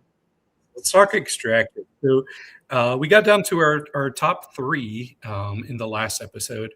But right away, starting this episode, Polly is struggling still, especially after that swim that she made. And she starts talking about like everything she's done surviving cancer. She says that she thinks that she's already proven herself and that enough is enough for her. And so her family pretty much immediately extracts her, leaving our two men, RJ and Roman, as the top two. Yep. So happy for them. Those are the two I like. Those were the two I like. Yeah. Which is interesting. Yes. Yes, we're going to have a black man win this time. So that's pretty cool. So the families are celebrating them being the top two. The survivalists are also told that they are the two left in the game. But what I had forgotten about is Roman's Roman's family has one last advantage that they've been holding on to. They have a timeout card. So with the timeout card, they can use that and they can keep somebody from participating in any sort of challenge for a supply drop for 4 hours. Yes. So they are told that, yes, there's going to be one more supply drop challenge. And it's basically the families and headquarters are going to be able to compete. They have like an hour where they can try to use like certain tools. And if they make fire or whatever the different options are, then they can send supplies to their family members. So sure enough, Roman's family plays that on RJ. So since it's only an hour that they're able to do that, it basically takes them completely out of the running of getting a supply to give to RJ. But Roman's brother is using the bow drill to try to make a fire. That's the string with the stick, and you have to like spin it. So they have an hour to do that, and they spend that full hour trying their hardest to start a fire, and there's no fire. And meanwhile, RJ's family is just watching out the window. They're like, "Yeah, y'all gonna get this." Oh, the mind games that RJ's mom and aunt play this episode. It was epic. I love it. So yeah, for the final supply drop, neither of the finalists get any supplies. But then we see RJ's family talking to Roman's family, and they're just reminding him. They know that Roman is very low on water. They're like, yeah, like if he drinks these lake water, like there's parasites that can kill you. Like they are just playing the mind games on Lindsay and trying to get her to extract her son. But yeah, it was a pretty interesting finale, just seeing that continue throughout. So eventually they're told that like there are like final supplies, not a supply drop, but like last minute, like we've got to have this to live supplies that they can get, including a letter as well in a box. But there is a 5-digit code. So last season they did it like a 5-letter word, which was funny when one of them was like Trump. I know what you are. But this time it's just a 5-digit code. So they both come up with strategies of what codes they're going to put on their box and hope that the survivalist will get it. Apparently, Roman has been saying, I think 615. He's been saying that a lot because it's something that his grandfather would say, like, oh, it's 615. So if you're doing a 5-digit code, I want to hear your all's opinions on this. If you're doing a 5-digit code and you want to use the number 615, how would you put that on the 00615? Yeah. The mom or says, you could also okay, do 61500 if you wanted to do it the other way around. And that's what the mom wanted to do. The brother was like, Roman's brother was like, wait, shouldn't we do 00615? She's like, no, I know my son. He's going to do 61500. And the RJ's family, they were doing like the 4 digits of the like house that they grew up at, plus his favorite number 4 at the end. But it was so funny because like as soon as they get these boxes, Roman tries to put 00615. And Lindsay's like, oh crap. And he's like, I'm really surprised they didn't do 00615. I've been saying 615 this whole time. But eventually he does figure it out that it is 61500. So he gets the box open first. Meanwhile, RJ, he does figure out the first 4 digits of the street. So he's putting that in. He tried that plus the number 8. And then eventually he's like, let me just try all the potential 5th numbers. So he eventually gets the box open too. So they have their final supplies and things are going along and they get their letters. And then Roman that night, he's like, I'm really low on water. And I have this emergency supply of water that they gave me. It's like, it looks like a Capri Sun with water. Wow. So it's not much. So he's like, let me go ahead and drink all of this. So he drinks all of it, and his family's like, "No, you got to save some. You can't drink all of it at once." And he pretty much immediately regrets drinking it all after he's finished. He's like, "Yeah, I guess my only option moving forward is lake water." So RJ's family comes in. They're like, his organs are going to start shutting down. Parasites and everything. Yeah, parasites. He won't even know it. Like, he won't even know that his body's shutting down. They're trying so hard to get this family to quit. And I was expecting, like, the first season, what they did is once it got down to the top two, they had like this challenge that they competed in, and whoever won the challenge, like, it was kind of a race, they won the show. But this time they didn't do that. They're actually making it. You just have to fight it out, and whoever's last extracted, that's the person who wins.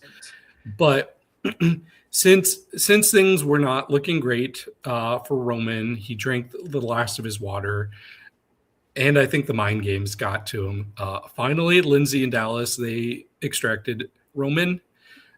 So we did get our winner, and I predicted it last week, didn't I, Brooke? RJ is the winner, and I was very happy for him. It was so great to see them reunited too. And I swear, RJ, like, if you showed me RJ and his mom, I'd be like, okay, it's an older brother and a younger sister. I would never have guessed in a million years that was his mom, but I was very happy for him. It was a good ending, especially because I know, Lana, you like them because they were the ones calling out those brothers. Yes. Yeah. This was the family that the brothers were like, shut up.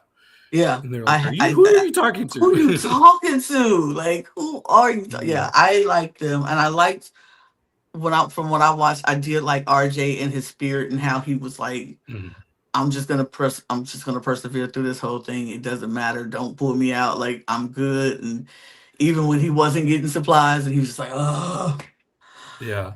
And he talked about like not always fitting in when he was growing up, because he was a young black man who was really interested in like cowboy type of stuff. So he wants to start like a ranch with his money for young boys to go and explore their interests as far as like ranching goes. So I thought that was pretty cool. Love that for him. Love that for them. Congratulations to that family. And a good season of Extracted, would you say, David? Yeah, not too bad. Not too bad. It definitely picked up. All right. Well, let's move on to our Survivor portion of the program and start with Australian Survivor, episodes 19 through 21. This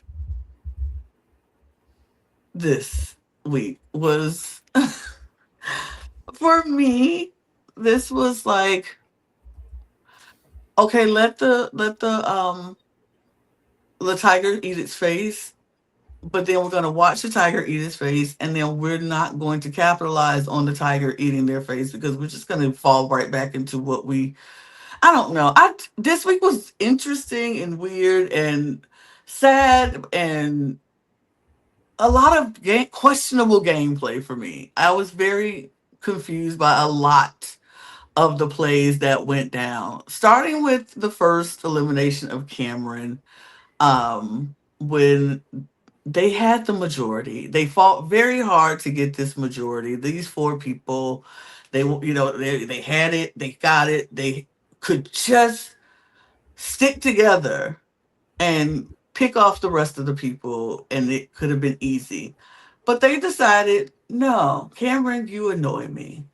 We've lasted 40-something days out here with you annoying us this entire time. We can't do 7 more days with you. We can't do 7 more days. We're done. You gotta go. Even though that's just gonna put us back on the even playing field with people who beat us all the time. They beat us every single time. We have never had the necklace on our side, and it's always on that side. But we're going to take one. I was very confused by that move. Was I mad at the move? Not really mad, just confused. I was like, why would you give up your majority when it wasn't necessary to do that? But they chose to do that because he was annoying. Yeah. we kind of talked about this earlier in the week, Lana, because I heard your coverage, and it feels like we agree a lot, but we kind of have different perspectives as well.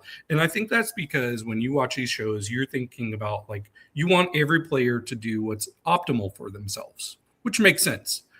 But I don't.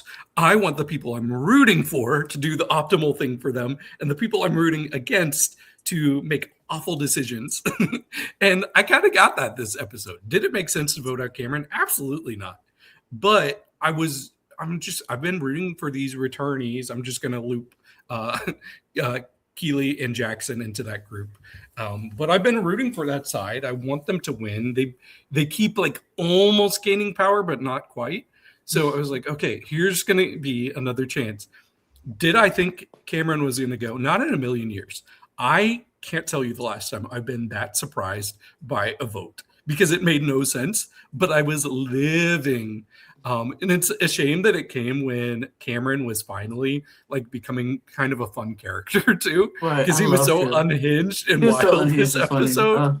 Like, I laughed at him so much, but but I was also like, yes, I'm so glad you're gone now, just because it helps out my people, mi gente.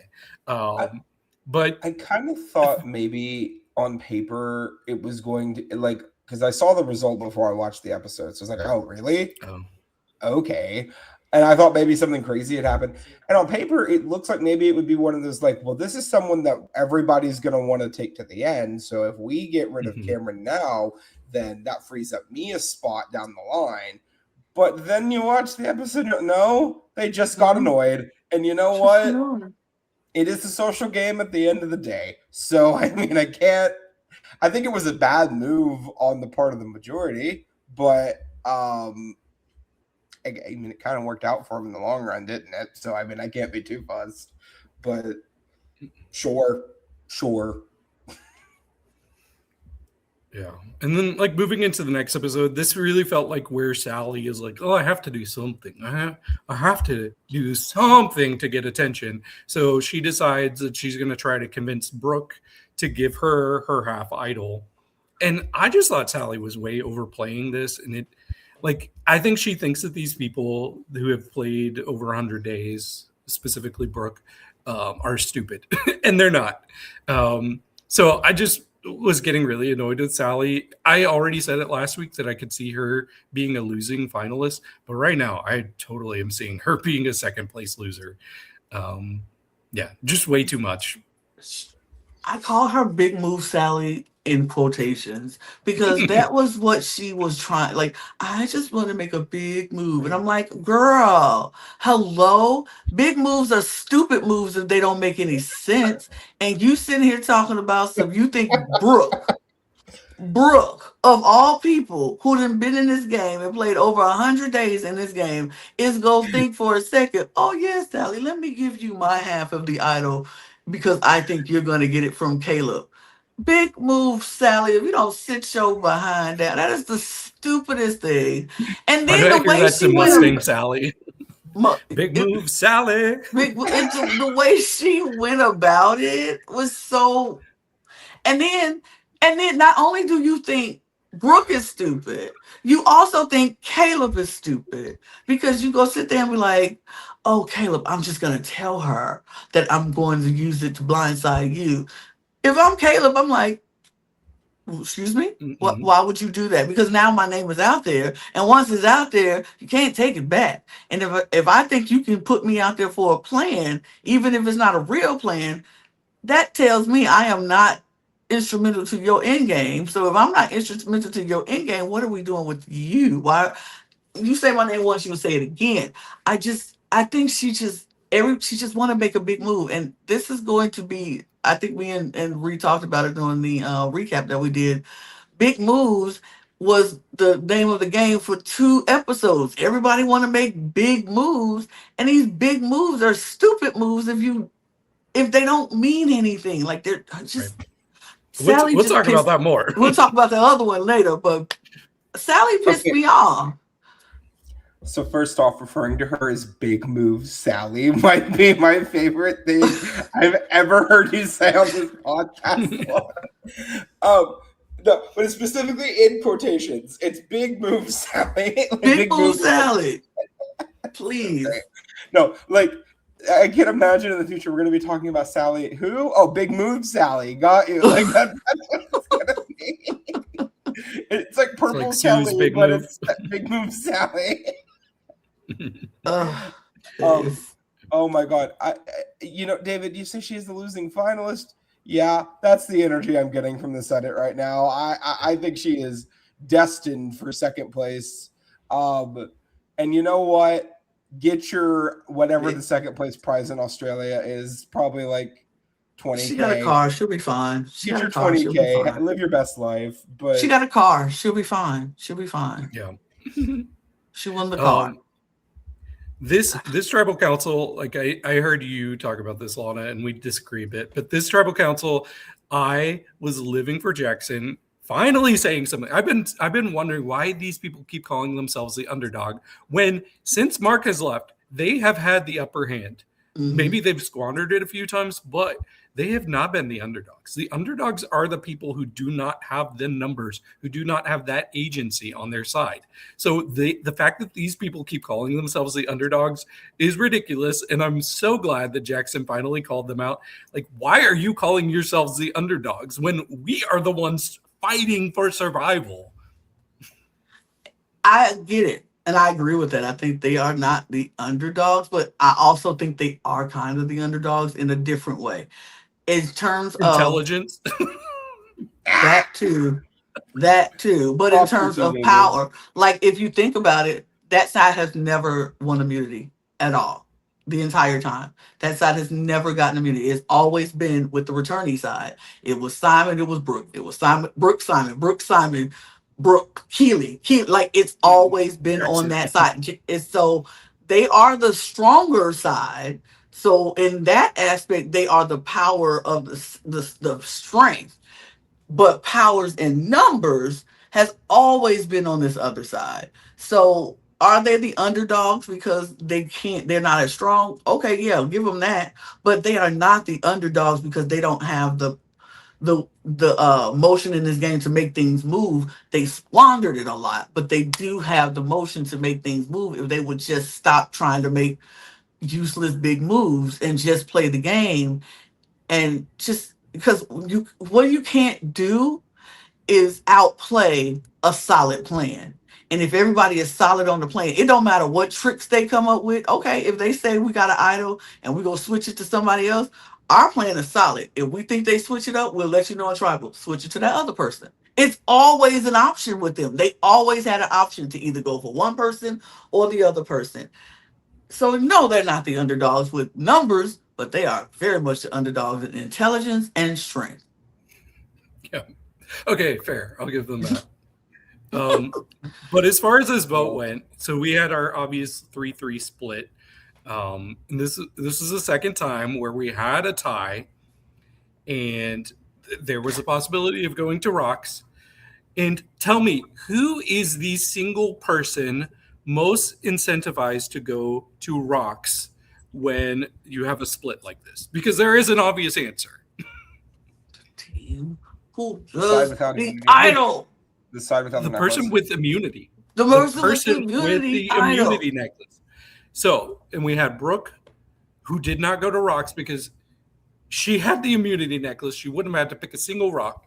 And now this time we have Keely with the immunity necklace, and she will not go to rocks when she doesn't have to pick a rock. Brook and Keely both did that, and I'm like, y'all wasted somebody for no reason. But yeah. I will say, given when Brook did it, I thought it was way too early. Keely doing it, I think it's still too early, but I don't think it was nearly as egregious as when Brook did it here. It's not as egregious. It's not as egregious. Still egregious. Yes, because they would have had a 67% chance of coming with the numbers because only one person from their side would have had to pick rocks, and it would have been two from the other side.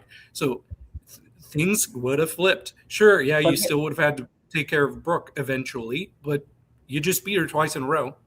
They were risking, but the thing is, David, you're forgetting they're risking that Big Move Sally is going to pull the rock, and then they're going to have to figure out who the new goat is. Like, right. come on. Big Move Sally there is going to be out the game. What do we do? Because who's going to make the next big moves? This is who's going to make the big moves, make her Sally? Who's going to make her big moves? Yeah. But you know who was going to make more big moves, even if big move Sally was gone? Because after we say goodbye to Brook, because Keely refused to go to Rocks, and Brook is gone. Ridiculous. But I get it. Brook is now gone. Brook does tell Keely where her other half of the idol is, though. She does. She at least leaves her with that little bit of information where her other half of the idol is. But there is someone who's on the rise to change, taking that title of Big Move Sally off of Sally to Big Move Lies, because Lies decides she wants to make a big move now. All of a sudden, out of nowhere, Big Move Lies is like, you know what? Took 21 episodes, but we got a laws montage. You know what?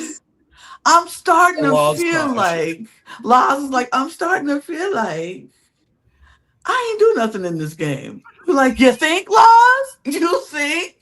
41 days in, you think you ain't did nothing? Okay. And you know what I think? Laws is like, and you know what I think? This jury is huge on big moves. So I think it's time for Laws to make a big move. And you know what my big move gonna be? I'm gonna take out my number one. The only person who got my back in this game. I'm going to take out my number one. So let's do this. Let's try to get Caleb up out of here. So now, Keely and Jackson, who are feeling, oh my God, I can't believe I gotta say this again, kaput right now. They feel done. I hate this word kaput. I don't ever want to hear kaput ever again after this season is over. I'm just going to say that now. But they feeling done. They like, one of us is about to go. Whoever, if we don't win this necklace, one of us is about to go. I don't know what's going to happen. What do we do? And Keely like, don't you worry, Jackson, because the lions are going to eat their face. The tigers are going to eat their face. They always do. And I'm like, no, not this time. But then Laz was like, yep, we are. We're about to eat our own face right now because we need to get rid of Caleb. So she goes off and she pitching Caleb to everybody, giving Keely hope. Talk about this whole women's alliance. Baby, if another thing, Australia Survivor, women, y'all will never have a women's alliance. Stop trying. It's never gonna happen. It doesn't work. Y'all aren't the Black Widows. Y'all can't do it. Stop trying to do it, because now we're trying to do this women's alliance at 6 or 5. Let's do the. I'm like, what is happening? Laz, girl. And so, of course, Keely and Jackson are like, ooh, there is hope. Because if now we got Laz going against Caleb, and Caleb is the emotional player, and he go turn on Laz, which is what they made us believe was going to happen. And I was like, oh, no. I think the problem was Keely going and telling Caleb, because that gave him the opportunity to talk to Laws. Jackson did that. Laws. Oh, it was Jackson. Okay, let Laws know. Okay, they're clearly not on my side if they're telling him. So that was the catalyst in getting them to repair things. And so after that, I was like, nah, I know what's going to happen now. Keely, you're gone, unless your hero comes out. Because Big Move Sally is ready to make a big move. Big Move Sally said, I'm still here. I'm still here. Big Move Sally was here too. Ooh, she said, I'm about to do it now. I'm about to do it now. Big Move Sally was ready. She said, oh, by the way, Keely, this other half here. Because Jackson wins immunity, so it's all eyes on Keely at this point. And Big Move Sally said, Keely, girl, I don't know if you got it. Because Keely did not tell her she had it. She was like, but if you know, I might know. I might know something. You might know something. And if you know what I know and I know what you know, it could help us both. Mm-hmm. And so Keely like, oh, okay. You would be willing to, she said, we never say what we know, but they talking in rhythm, like I know and you know, and we could possibly. Big Move Sally together. Big Move Sally is ready to work. And then we get to tribal, y'all. We're at final 5. Mm-hmm. We're at final 5. Well into the jury phase now, y'all. We're in final 5. Remember that. And we get to tribal with Jackson with his necklace on, safe. Keely is sitting there with her half of an idol. Sally is sitting there with her half of an idol. And they're like, David's doing his thing and they talking and they answering questions and blah, blah, blah. They go to vote and they come back and say, if anybody has an idol and want to use it right now, this is the last time you can do it. Keely digs into her bag and pulls out her half. And Sally digs into her pocket and pulls out her half. And Keely gives her half to Sally and say, there you go, girl. Because Sally said, I will use it for you. And Sally said, okay, girl, I'm going to take it. Big Move Sally is on the case. She has nothing to lose here, though. Like, she can't do anything with that idol. So might as well, especially since Jackson's immune. I do not fault Keely at all. I don't fault Keely for this at all. But what I do fault is Keely giving it to her, trusted Sally will use it. Sally goes up and says, hey, David, I want to use this. I want to take this idol, and I think my best option is to just give it back to Keely as a souvenir. Why the theatrics at final 5? When you are about to send this person straight to the jury to decide who's going to win this game, you could have easily told her, baby, I'm not going to give you my idol. And it would have been just as useless. I'm voting for you. I'm not give you this idol. You're done. She has no other play. You could have easily told her that. And she couldn't have did anything. It was no shot in the dark. There was no other idols hidden. It was nothing else out there. You could have just kept your idol and left and just been honest with that girl and be like, nah. Mm-hmm. And she couldn't do nothing but respect it. But you played in her face at final 5, sending her to the jury. What is wrong with you, Big Move Sally? Yep. What is wrong? This reminded me a lot of Gabon when they give the fake idol to Randy. Like, you did something to just do it, and you didn't do it with intent or with a reason. And at the end of the what move was made here? Let's be real. Big Move Sally, the important part about this is it needs to be a move, right? Because all this was big nothing. You did big nothing, Sally. I'm sorry. You big blade in her face. Yeah, for me, it was more like taking a spotlight and putting it on the fact that I'm not going to make a move. Like, not only am I going to not make a move, but I'm going to really emphasize that I'm not going to make a move right now. What she should have done, and this still probably would have pissed off Keely, but if you want to actually make a move here, vote with them. Vote with them. Get that idol. Play it on the person you just voted for. And she exactly. Still goes. Exactly. Yeah. Exactly. That would have been a move. I mean, hell, like, even if that, like, you can get the idol and just say, now that I've gotten the idol, if you still want Keely to go home, just be like, now that I have this idol, I'm going to play it for myself. Like, literally, you can just say, I just wanted to make sure that everything would go my way and that nothing was going to go against me tonight. Right. And like, even then, even if it didn't amount to anything, because nobody's voting Sally out at this point, it's at least something, because now all you're doing is just embarrassing Keely on her way out the door. Yep. Like that's not going to win you any votes from anybody, especially not from Keely or the people she's working with, who comprise of how many members of this jury were people that Keely worked with throughout the season. I'm just saying, like, it just seems so pointless, so needless. And she can't beat anybody left in this game in the final 2 It's just not going to happen for her. So, No. like, big laws, big move laws. Let's go, big move laws. I think after this episode, it solidified what I was already feeling, that this is a two-person battle. Yeah. I've kind of gotten those vibes since the beginning too. And I remember at one point I was like, I'm only rooting for this group of people, but I'm not anymore. I'm actually rooting for Jackson. He was not in that group. But I think he's actually the only person who made maybe the biggest move of the game and then actually stuck with his allies. Nobody else has stuck with their allies. Since he flipped on Ben, he's the only person that didn't vote against Simon, Brook, or Keeley. They all voted against each other, all three of those.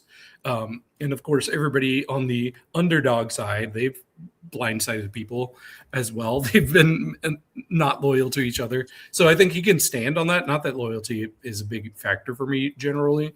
But I just think it would be kind of cool to see him, an actual underdog, be able to get to the end and beat BM Sally. BM. Not BM. Not bowel movement, Sally. Instead of Sally TM, it's Sally BM. Yes, exactly. Oh my gosh, I can't. And this is where we move because Survivor 50 is also going on right now. What an episode. What an episode. I'm going to let y'all have the words since I gave my words, but I will say this, and then that's all I'm going to say about this whole thing. Cirie is mother. Wizard of Oz is my favorite alliance I've ever heard and favorite name ever. And if Coach don't get off my screen expeditiously, I would be furious if that man stays on my screen. That is it. That is all. You all have at it. First off, I would like to second that Cerizzi is an incredible alliance, and I love all three of them. And I've never really been a huge ride or dyer for Ozzy before.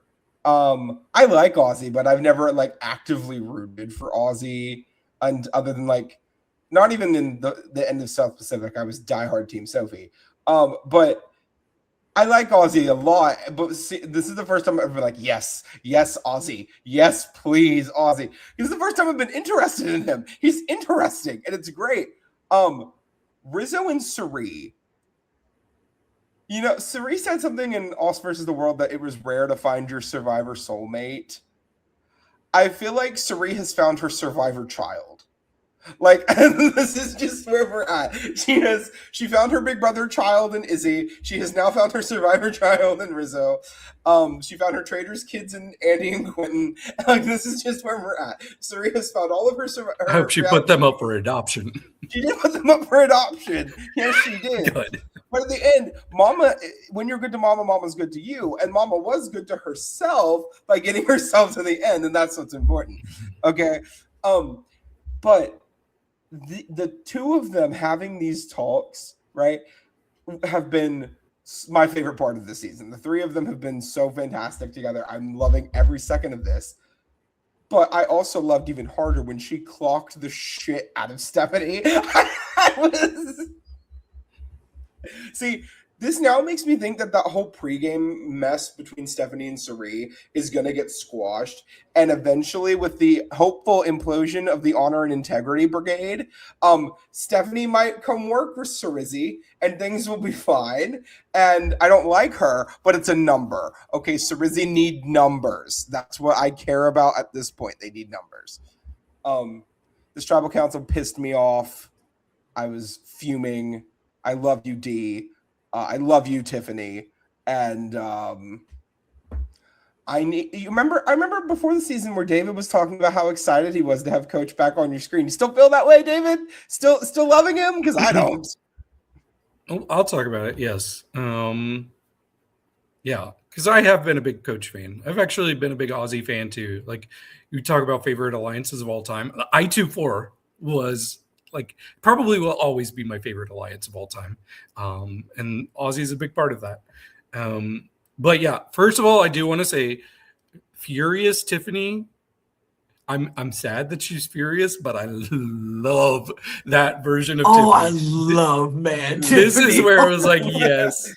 Okay, you're proving why you were cast on the show, because she was eating it up the first 5 minutes. Her confessionals. I'm so sad we don't get more confessionals from her, because her every confessional she had ate it up. The burn book, give it to me every week. Yes, that was great. Like, I think this was her breakout episode for this season. Aubrey forgetting to play her idol, supposedly. Why would you? That was what I was alluding to in my intro. I don't know if you all got that about, like, I forgot to come up with an intro. But yeah, like, why would you? You played 4 times now, and you're thinking people will believe that? I forgot. It was moving too fast, girl. See, I still if love she was Aubrey. doing that, but being coy about it, and was like, "Oh, I just forgot," like pulling a, "Oh, I forgot," like OG, like that would have been queen. I legitimately think Aubrey just did not play her idol and forgot to do so. No, she didn't. She didn't forget. She said she knew she wanted to be greedy. Because the shot in the dark was played. She had no reason to play it. I think they would have respected that if she was That's like, what "Oh she yeah, should have I didn't need to said. play it because their shot in the dark didn't work." Like, And that's everybody would exactly have what been I like, would have said.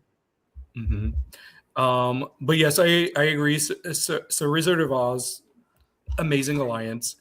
I can't remember the last time my blood has been boiling as much as it was with this fight between Jonathan and Coach, with Joe standing there too. I'm not going to rule you out because you could have said something, Joe. But them going against D, that was pissing me off so much. And one of my friends is good friends with D, and she hadn't watched the episode, and I messaged her. I'm like, "You're going to be so livid." And sure enough, I got so many like ranty messages from her after she watched. But yeah, that was really pissing me off. Emily, please, I like you, Emily. Learn to be quiet. Shut up, girl. Because, I mean, sure, yeah, it's great to be the person to tell people information, but if your alliances can't hold together because they're all upset with each other because of information you're spilling, then that's not good moves. That's poor gameplay. But honestly, hold on, I'm gonna interrupt real quick. I don't think Emily was doing it as a malicious thing or trying to spill secrets. I think she was just talking, and it just like I think she thought Rizzo knew everybody knew. I think she was just talking. So when Rizzo was like, "What you mean? Who told you that?" She was like, "Oh, I think it was D." Like, she said it in such a way that she just was talking like, "Oh yeah, what about your idol? What about nobody?" And he's like, "Wait, what?" I don't think Emily was trying to spill tea. Right. She just was talking, thinking everybody knew. And I just need her to learn to. Sometimes we can't be talking just so loosey goosey. But speaking of. Oh yeah, I want to quickly jump in on the Emily thing real quick. I actually think it's become kind of okay for Emily to do this for herself, because I think now people, even if they don't trust her, I don't know if anybody's really targeting her at this point, and I think that might help. Is it going to help her win? No. But is it going to help her stick around, and has it lowered her target level a bit? Probably. Now, selling D down the river, essentially, though, not a fan of that. Love you, Emily, but yes, Stephanie, I will say she's never been like one of my main favorites of Survivor. To me, she was still a no-brainer for this cast just because she's a legend of the show. But I really love the moment before she went to that challenge where it showed the montage of her throughout her seasons. I thought that was so cool. I want to see moments like this, like just remind us, like quick flashes of why these people are legends, if they're legends, because they're not all legends. But I thought that was pretty cool. And of course, I loved the snake in the grass coming full circle, because we saw how everybody clocked Stephanie so hard in that show as being a bad liar. And now Cerie's like, yeah, I remember. This is bringing flashbacks from that game. If they had actually name dropped that show in this episode, I would have lost it. But yeah, Coach and Jonathan deciding to do this vote split against Dee and Tiffany and everybody just bowing down to it. This is my biggest fear with this season, is that people are just going to let these like easy, thoughtless votes slide by. And we have 14 people at this point.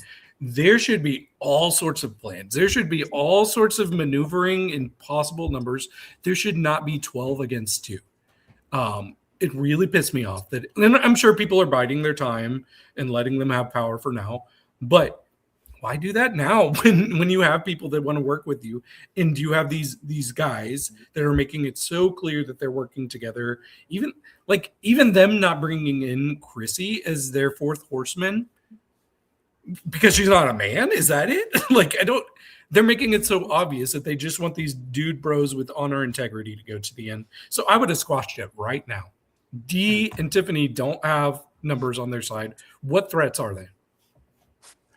Yeah, I want to just go ahead and piggyback off of two things you said. One, yes, Dee and Tiffany had nobody right now, and that's really frustrating because I think they should be really well positioned on paper coming into this merge to be working with Cerizzi, to be working theoretically with like the Nerd Herd. I'm kind of shocked that they're not really connected that way, because the honor and integrity people that we thought were going to stick together clearly did, and the other side just didn't form in opposition to that in the way we thought they would. But I have to say, I understand why a vote against specifically Dee was as easy as it was to do, and it was everybody kind of fell in line here. Because let's be honest, David, okay? Had this been anyone else on the cast other than maybe Suri, and it was this easy, I would agree with you. This is Dee. She is one of the best winners of all time. She is the only winner left in the game. And I know that we love her and that she's incredible, and I don't think she deserved this in the slightest. But it was always going to be an uphill battle for her. And if everybody's saying, hey, let's get the last winner out of here, if she gets to the end, is going to have a really compelling case to win, and she can win immunity challenges, and she's a strategic driving force, and she already took out Charlie. I get it. I understand where everyone is coming from, specifically in voting out Dee. It makes sense to me. All that aside, none of that is even the reason why they voted out Dee. And let's be honest, all that is cool. She is, a winner. The reason they voted out Dee is because Dee played a messy game.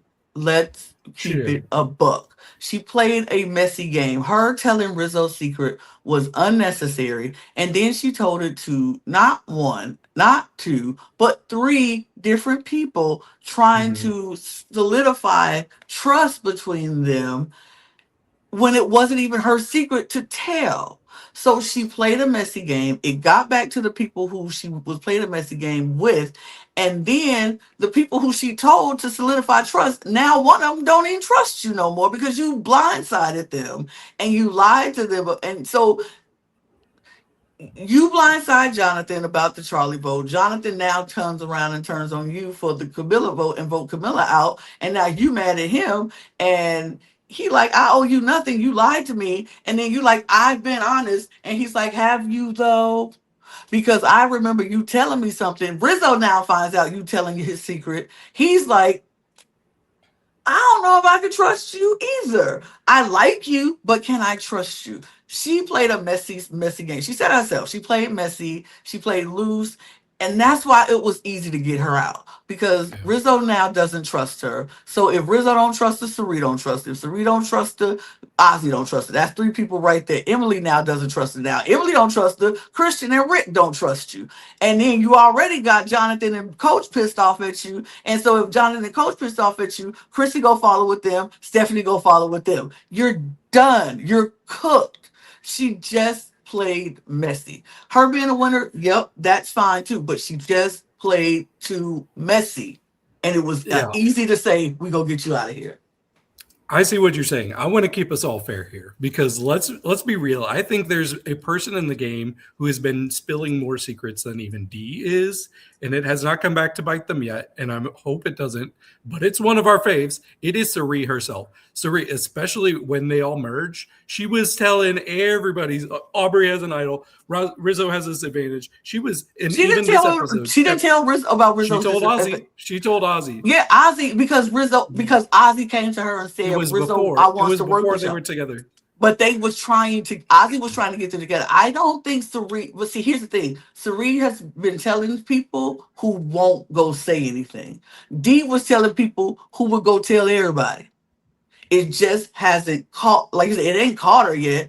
But then she got I don't think it will, because now the secrets that she's taking and getting, she's telling it to her people. Like, she is gathering secrets. Like, I saw somebody's somebody say on Twitter that Cirie is collecting secrets like infinity stones, and she collecting them, and she giving her stones to the two people who she trusts. And really it's just one, because she ain't even told Ozzy about Stephanie's advantage. She told Rizzo. So her and Rizzo know everything that's happening. But she was telling everybody about Aubrey's idol. Well, that's because she ain't trying to align with Aubrey. She ain't trying to work with Aubrey. Not full term, not long term. Her and Aubrey were tight in Game Changers. I don't think she gonna want to work with Aubrey long term. I think Aubrey is good right now for a number, but I don't think she's in Cirie's long term plans. We'll see when it comes to if Aubrey's gonna be in her long term plans. What I can say though is, everybody and their mom already knew about Aubrey's idol because the information had been out there. Like, it had already been out there circulating. And Genevieve was telling everybody too. Because Genevieve was telling everybody anyway too. So like, Cirie telling people about Aubrey's idol, it didn't matter. Everybody already knew. And if they didn't know, they were going to find out from Genevieve. So like, get it out there. Then you can build the bridge of saying, hey, I shared this information with you before it came out, but from everybody. And then Cirie's looking better about it. And then by the time Aubrey finds out who told everybody, well, everyone was going to find out anyway. So why did it matter who Cirie told? And then on top of that, the only other secret that Cirie has really shared with anybody has been the information she shared with Ozzy and Rizzo. And even then, she hasn't shared everything with Ozzy. She's getting a lot of secrets and keeping them close to her people and her chest, right? And I think that's why I love Cirie, is that she is playing such a good game with Rizzo. The two of them have built this like really insulated pair where they're getting secrets from both sides because the honor and integrity people trust Rizzo for whatever reason. Everybody else is trusting Cirie, and they've kind of woven this fabric together where they can kind of like pull the information together and use it to their collective benefit. As of right now in this season, I think Cirie is in the best position to win, which is, I know we say this every time, and I know every time it doesn't end up working until it did that one time on the Traders. I think Cirie is in the best position to win, knock on wood, and I'm manifesting it for her. Yeah, I can never let myself get my hopes up. I'm never going to predict she's winning this season. I'm knocking on wood. I'm knocking on wood. Let down. The last thing I have to say, yes, I really wanted Coach to go. I'm a big fan of Coach. Like, I've considered him in the past to be in my top 10 favorite players, but this is by far my least favorite version of Coach. Do I still think he should have been cast? Absolutely, because I do think he's a legend of the game. I think his problem is that he has scooped up other people who probably should not have been cast, like Joe and Jonathan, that are enabling him to be the worst version possible of himself. I think if he had actual peers in this cast only, we wouldn't be seeing this behavior from him. Yeah, I think Coach would not have been my choice from Token Teens. I'll just put it that way. If I was casting from Token Teens. Let's move on to the House of Villains. We are down to our semifinals, and I can't believe I'm about to say this, but I am. I think House of Villains is my favorite show that is on right now. It has been. I have looked forward to watching House of Villains every single week. It has been a break from serious strategic games and blah, blah, blah. It's fun. It's campy.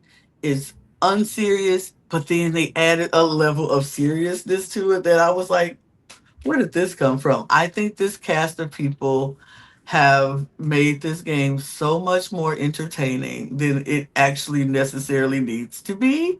And I'm very shocked by it. I was so invested in this episode, just like I've been invested in this entire season. And the downfall of Tyson in this episode was crazy.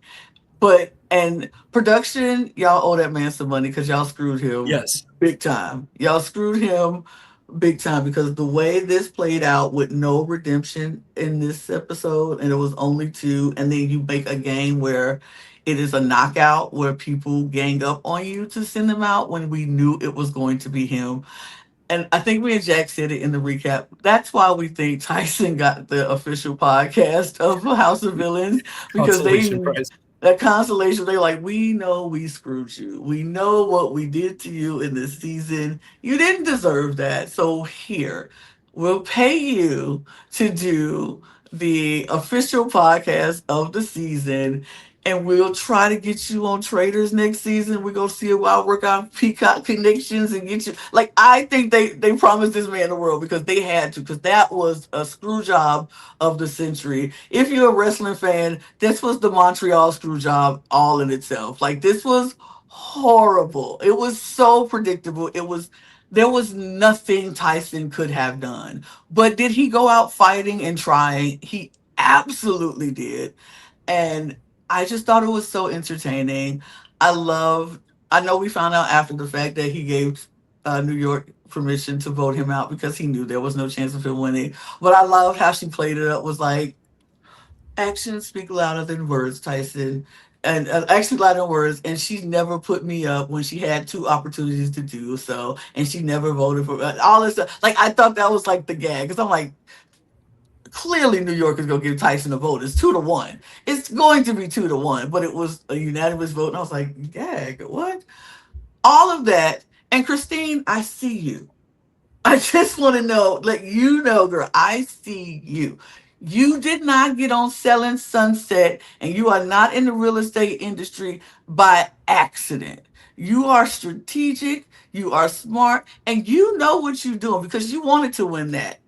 That you wanted to be supervillain, and Drita should all, in fact, of purposes, should have been supervillain that week. She had no water in her bucket at the time. It was three of y'all, and who was the first person like, let's even things out?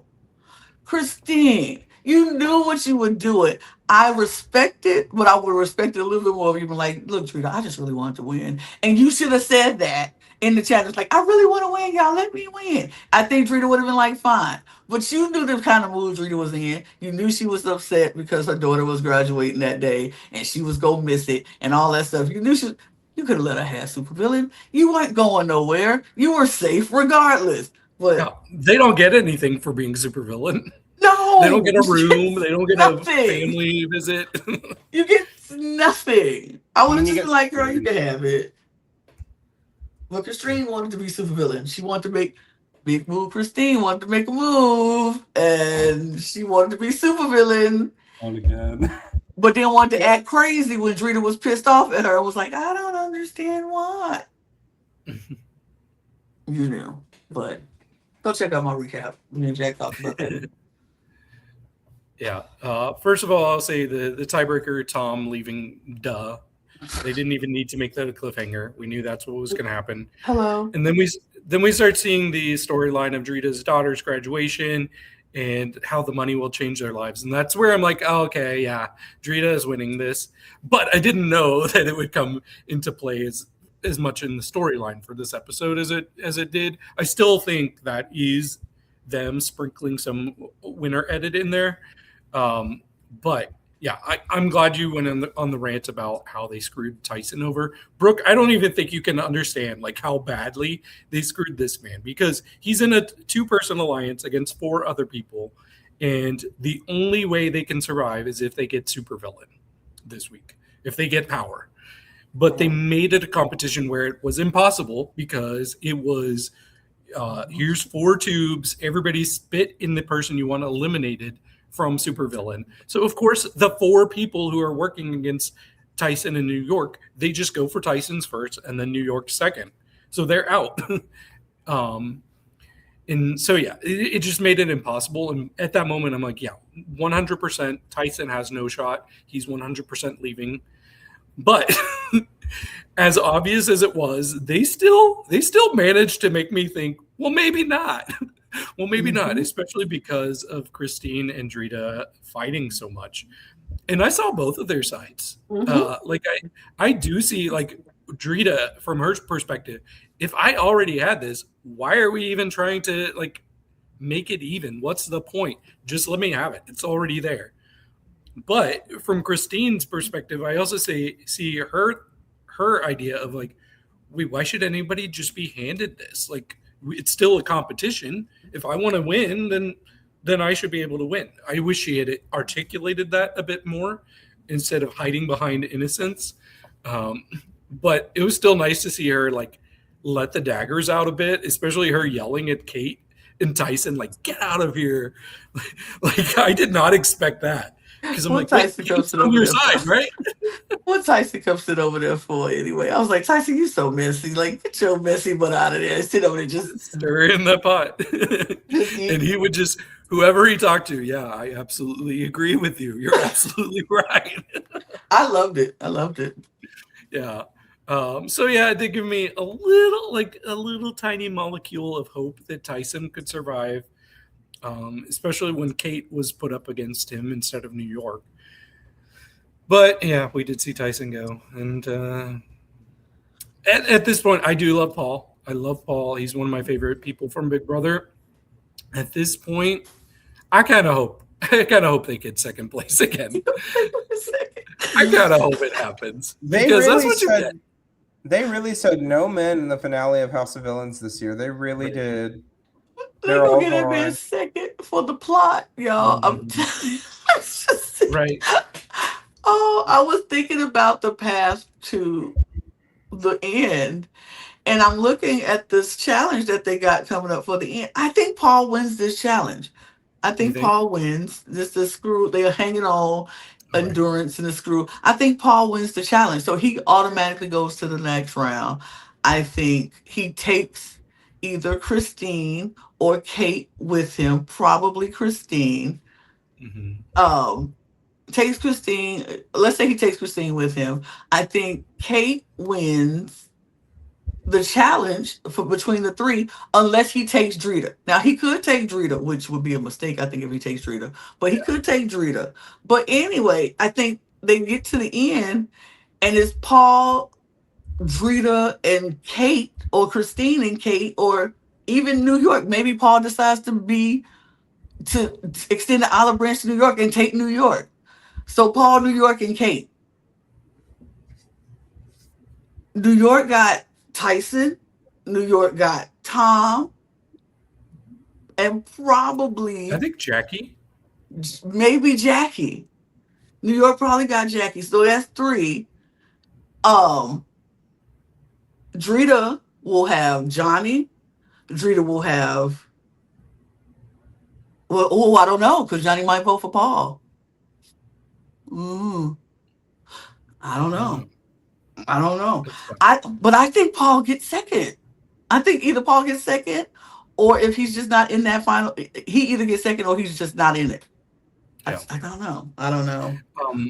I do want to give New York credit, because I really think that everything we saw with her voting Tyson and that interaction, "You don't love me," in her whole speech, I think that is her playing to the other people in that you can take me to the end. I'm not going to get his vote to win. Right. I think so. I think she's actually showing some strategic chops.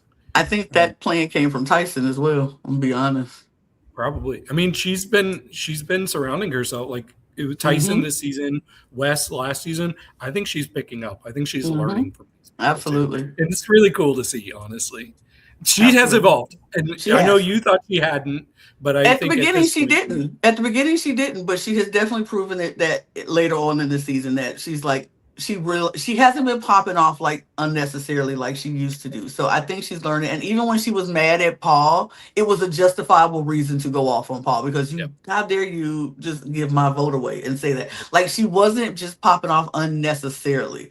Everything she popped off about, had every right to do so. She was justified in going off on Paul about the vote. She was actually justified in Paul not telling her about Tom when he said he would. When they said they would. They said they would tell Tyson in New York once they come up with a decision if it was going to be Tom or not. And they didn't. So she had a right to go off on them. It was a justifiable reason to be upset with them. So I think she's learning. I do think towards this end of the season, I can say she has not given us the exact same New York we've seen in the past 2 seasons. Yeah, and I do think the winner is probably going to be Drita, maybe Christine, because usually the people who play the game the least are the ones that win. But also another thing that kind of makes me think that is they're the only 2 that have not been a guest on Tyson's podcast yet. So I think they're being saved for the finale for a reason. Oh, okay. Well, then there we have that. I think we've gone so far in this episode without giving any news.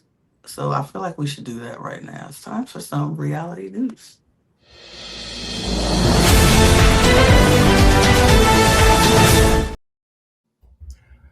Well, first off, everybody, season 5 of the TV show Hacks is going to have a crossover episode with The Amazing Race. Specifically with episode 5, they will compete in a fictional celebrity episode of Amazing Race, including a guest appearance from the one, the only Phil Kogan. So, yay, Phil Kogan. We love you, Phil Kogan. How has Phil Kogan never won that Emmy? Beside the point. But love to see that. I saw online that the original plan was that this entire season of Hacks was going to be Amazing Race, which I find hysterical. That would have been lovely. But there you go. Hacks having a crossover with Amazing Race. We love to see it. Sounds interesting. I've never watched Hacks, but it sounds like a really fun idea for an episode. Okay. Well, we also got some news about Australian Survivor. So apparently they had big plans for filming 2 seasons this year, but those plans have reportedly been scaled back with the second season now being scrapped. So they should still be doing 1 season, but it seems like the performance of the current season and the audience reception have been the key factors for the pivot. So that's unfortunate. Maybe one of those would have been a second Australia versus the world, and now we're losing it. I hope not, but we'll see. We'll see. Food Network we don't talk about Food Network a lot on this channel, but they have decided to announce a new version of Chopped, which is my favorite show on Food Network, next to Cutthroat Kitchen. Because they should bring that back. But they're doing a new version of Chopped that was inspired by Survivor. Chopped Castaway will premiere on May the 12th with 12 chefs competing in survival-driven physical challenges to earn ingredients to build a working kitchen on a remote island to cook over an open fire. Now, we've seen Food Network do different challenges where they're doing outdoor challenges where they had to, big food on open fires and outdoors like that, but never on a remote island and never doing physical challenges in trying to build said kitchen. So that's going to be very interesting. I'm interested to watch this because, like I said, love Chopped. I'm not sure how sanitary that's going to be, them cooking on a beach with sands and such and things flying around, but I'm sure Food Network got it covered. They'll take care of it and and they'll do what they do. But interesting, putting 2 of my favorite things together, Chopped and Survivor. Will be watching. I will be watching. We might have to talk about it. Who knows? We might talk about it here on Reality Roundup. We'll see. Yeah, our final news that we have is coming from Ireland. Apparently, season 2 of The Traitors Ireland has just wrapped and is expected to air this fall. And as the only person who watched The Traitors Ireland season 1, man, it was a good one. So the bar is set high, and I'm very excited for this franchise to return. I loved seeing the clips of Siobhan as the host, so I'm very excited that this is going to get another season, and I might tune into season 2. So let's go. Let's go. And while we're tuning into season 2 of Traitors Island, we still have some shows to talk about. Like, it's time to get a little pretty up in here.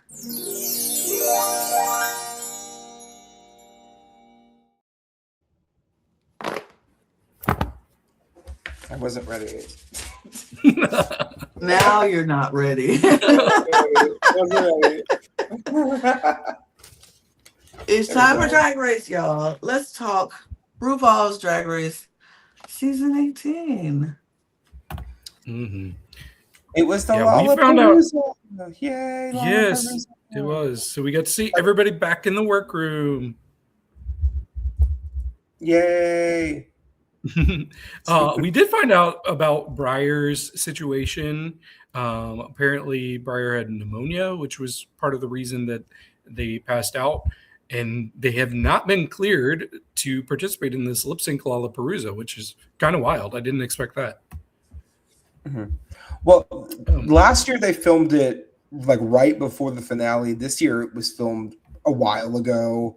So I know that probably played a bigger factor in it. I think if they would have waited, she would have absolutely been cleared to participate. But I mean, it's a health thing. I'm not going to say that, anything against the show for that, but it's unfortunate, but I suppose it is what it is. Yeah, and we did see Jane call out Sierra about sabotaging her with her box of fabric. And Sierra was very adamant that she wasn't not Crystal. Yep. She was very adamant that she was not trying to sabotage her, which I fully believe her. Like, she cut up, for me, I've always thought she had that fabric cut in a specific pattern in a way that she knows she could rebuild. And that's what I fully believe. But Jane did not believe that. So, yeah, I will say the actual Lollapalooza itself was, I like part of this format and I don't like part of this format as well. I have things I really like, and then one thing I really don't like about how this was stylized. Ooh, okay. What is it? So the thing I really liked is that the people so they can have an even number of matchups going through the bracket, they let the girls who made it further in the competition skip the first round. Awesome. I think that's a great decision. It incentivizes you to do better, and it doesn't just let somebody like go out really early and get an advantageous draw out of the bucket and suddenly be on the same level as someone who made it super far in the competition. Right. What I don't like is that Juicy got to skip the first 2 rounds. I don't like that at all. Now, granted, did Juicy get the farthest out of everyone in this competition, in the actual competition? Yes, she did. That is not a knock on Juicy. But then I look at like the overall circumstances of that, and I'm like, okay, in theory, if you're one of the girls in the first round, you have to lip sync twice to even make it against Juicy, who's been resting this entire time. Like, I think they should let the girls who went home earlier go do the first round, and then no matter what, everyone should be in round 2. I think that is the best way to fix this in the future. I think it puts it as close to equivalent as possible while still rewarding the girlies. And also, what would have happened if Briar was here? Would Jane have gotten to move to the 3rd round automatically as well? Or how much would that have changed? I don't know. But that's just me. Okay, yeah, it is just you this time because I liked it all around. I thought this was a perfect format. You're rewarding people who went further in the competition, making Juicy as the final boss, which I think makes perfect sense. She still has to win 2 lip syncs to win this, and No 3-person lip syncs. Yay. It was perfect for that. So I had no issues at all with this. But yeah, let's talk about some of these lip syncs. And it seems like the internet has very strong opinions. First of all, we got Sierra going against Athena with Born Naked. For me, I know the internet is like, Sierra robbed Athena, blah, blah, blah, blah, blah. I was way more into what Sierra Mist was doing. I could not pay attention to Athena. Athena was doing fine. Like, she was doing a serviceable lip sync. But for me, if you're doing a Lollapalooza, I want you to pull out all the stops.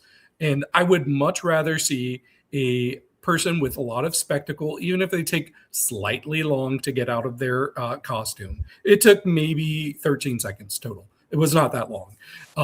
But I just was really like mesmerized by what Sierra was doing, especially because I love The Substance. It's my favorite movie of the decade, so I love the reference there. But for me, yeah, Sierra won. I'm kind of split. I don't think there was like a clear. Here's the thing: somebody could tell me that Athena won this lip sync, I'd be like, okay, sure. And somebody could tell me Sierra won this lip sync, I'd be like, okay, sure. Personal enjoyment, I enjoyed what Sierra did a little bit more for myself, but I'm not super fussed either way here. I think they both were good, and I think that is where I'm at with it. Fair. Then next up, we had Mia going against Mandy Mango, and they did Just What They Want, which I thought this was actually a really good matchup. Mandy was giving a lot more energy than I expected.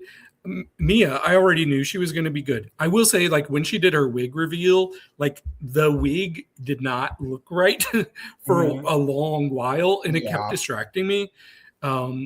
So even though Mandy had like a few crunchy moments, I still liked Mandy more, which I did not expect. I probably would have given it to Mandy. I also would have given this to Mandy, and that has been a wild take to have on the internet the past 24 hours. Yep. Because, okay, look, one, I think Mandy is one of the more underrated lip syncers on the season. Mandy had one of my favorite performances of the entire season when she was doing Too Much. I love that lip sync. So I've really been hoping that whenever the Lollapalooza came back around, Mandy would get a chance to shine, and unfortunately it did not happen that way. I don't know. I just really like Mandy. I was really captivated by what Mandy was doing. Mia was good, but that wig was really distracting me, and I'm with you, David. I am fully with you on this one. Okay, I didn't expect that, but let's see if we agree on the next one. So it's Didi versus Vita doing main event.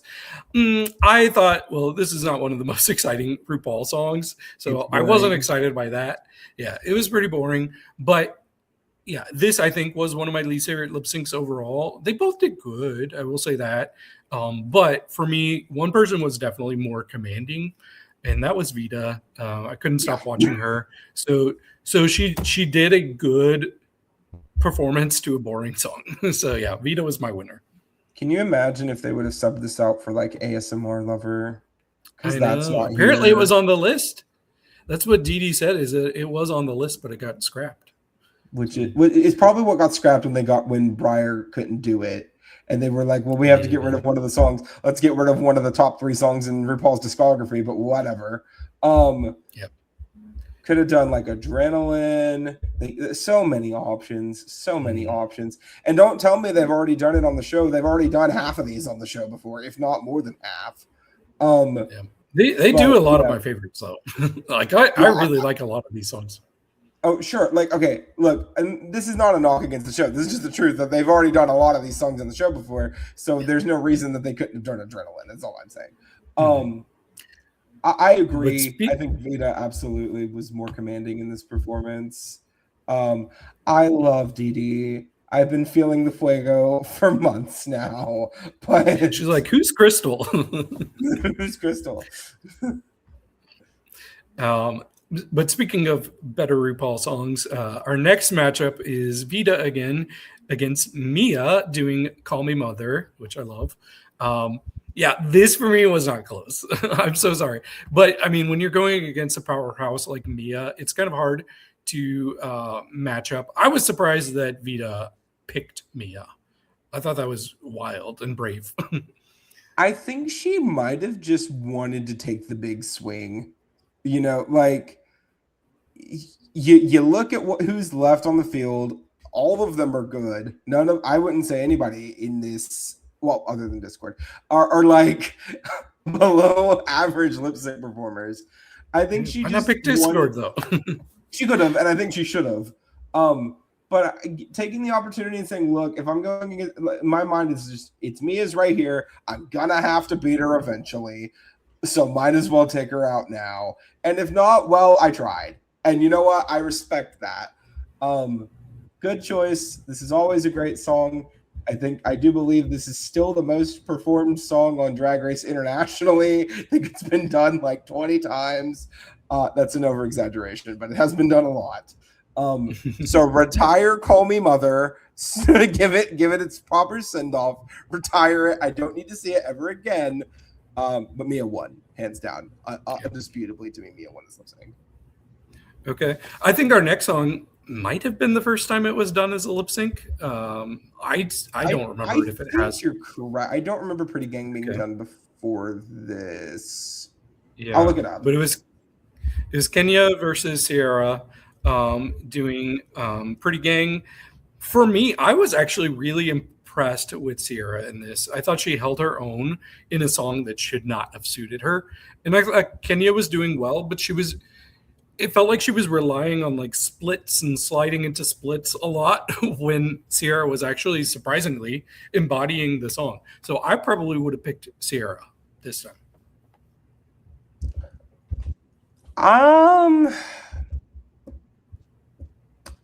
I would have picked Kenya. I can't. I think again. I think it was rather close. I personally just enjoyed what Kenya was doing with it more. I think they're both very good on stage. But I think Kenya was just more entertaining to me in this particular number. And that's just where I'm at with it.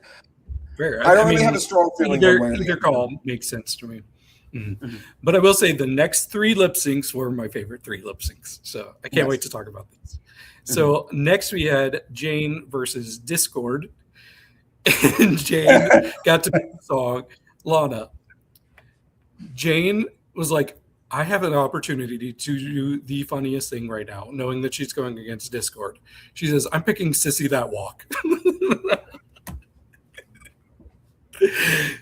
And it was so good. I thought they were both really good in this. Like Discord even did much better than I expected. But when it got to that instrumental part and they both started doing that lean back walk at the same time, I was cackling. I was cracking up. It was so good. Like, I love this. Discord, I thought did really, really well. But I mean, like for me, Jade won. Yeah, Jade won. Jade won. I could have seen it going either way, surprisingly. But yeah, Jade won. I think Jane was playing very risky by giving Discord Sissy That Walk. I think she was gambling with her own win here. But you know what? She did that a couple times. Yes, okay, but specifically here, you could probably she would have beaten Discord to, let's see what was left. She would have beaten Discord to every other song left in this bracket, but she had to give her the one song that she actually had a shot to do something with here. But I will say, Jane won. I think Discord was surprisingly really good in this number. And I think a lot of that just did have to do with the fact that it is her entire brand on this show is the walk. Right. But like, I'm okay with it. I was loving every second of it. Discord is going to be a lovely All-Stars contestant sometime soon. And I think this is just really fun. I had a really fun time watching myself. Mm-hmm.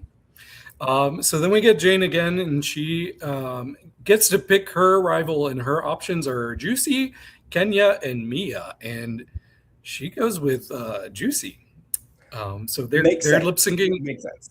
I see it. Yes. I see it. Yep. She didn't want to lip sync to peanut butter. That's just all it was. And she knew Mia and Kenya were both going to pick peanut butter, and Juicy probably wasn't. It was her best call in the given situation for herself, even if she has to go against Juicy, which honestly, no one here wanted to do. Nobody wanted to go against Juicy at this point.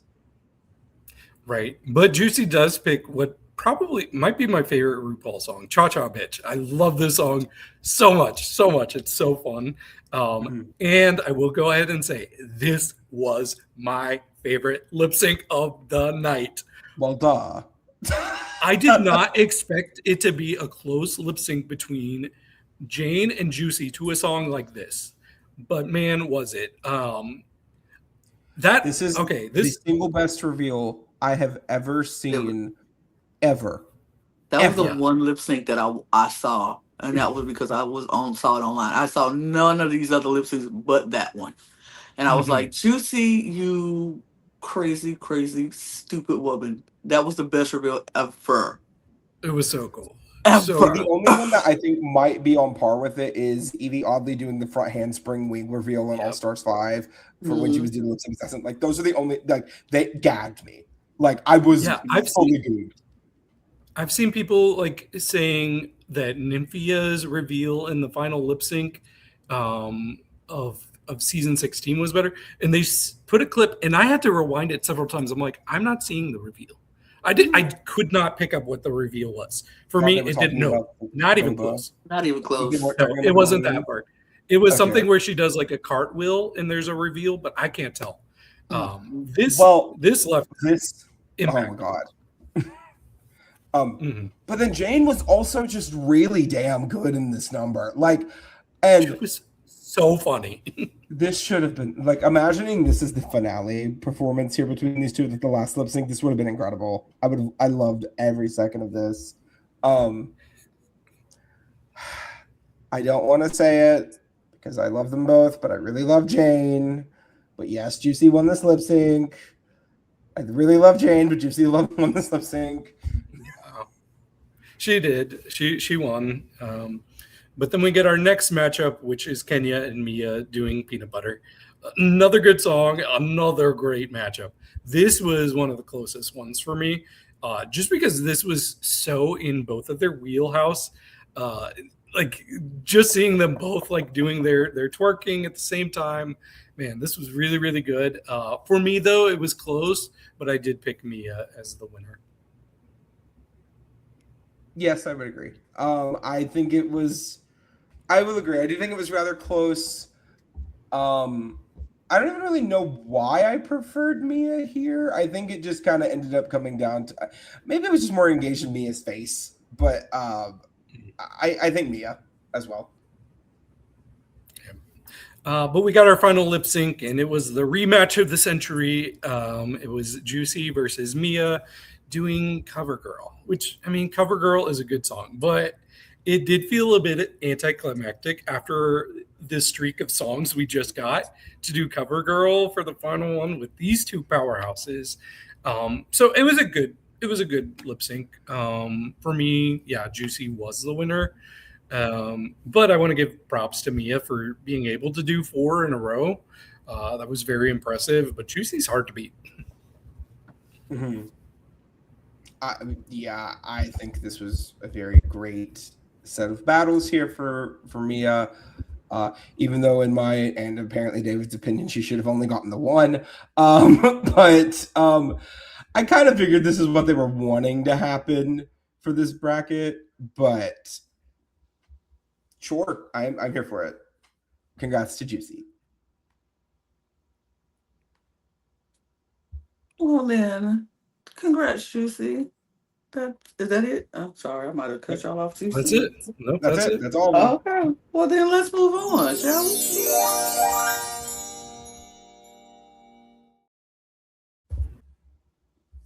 And we're back. So okay. So Love Overboard. Love Overboard. Let's talk Love Overboard. This is gonna be so fast, y'all, because honestly, I hated the show. I hated the show. I hated everything about the show. I hated the contestants on the show. Not all of them.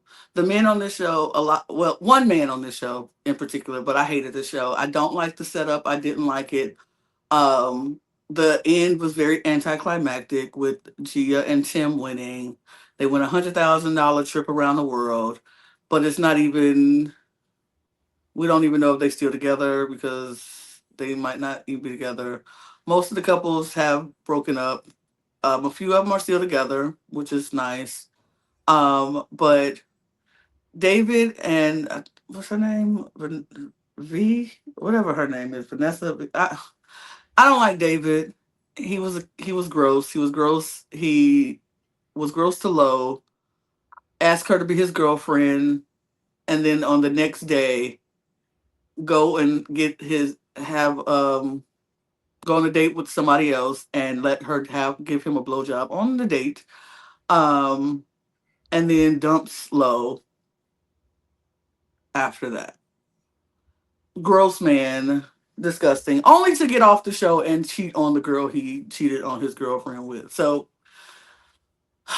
this was a very triggering show for me. Watching it, to watch how these men played with these beautiful black queens that they had on the show. They played in all of their faces. One of them left the show. Bella left the show because it was just obvious there was nobody there for her. And they were playing. And then, of course, David breaking up with Lo, dumping her, and other people with Sade's situation. It was just a mess.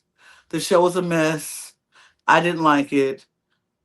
I would not watch it again if it came on for season 2. Would not recommend. And that is my end. And the end of it was anticlimactic. And that's all I have to say about the show. Don't like it. Will not watch it again. Let's get to some reality news, shall we? Yeah.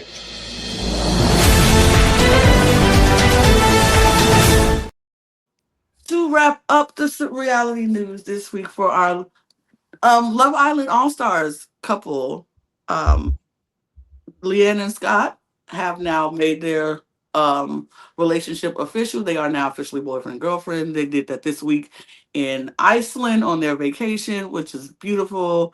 Beautiful location at the Sky Lagoon. They did that, and everybody was. That was one of the couples who people were not sure about if they were going to be, if Scott was faking the whole thing or if Scott was playing in Leanne's face. But obviously, apparently, as of right now, they are going strong. They're very happy. They look happy together. So congratulations to Leanne and Scott for making their relationship official.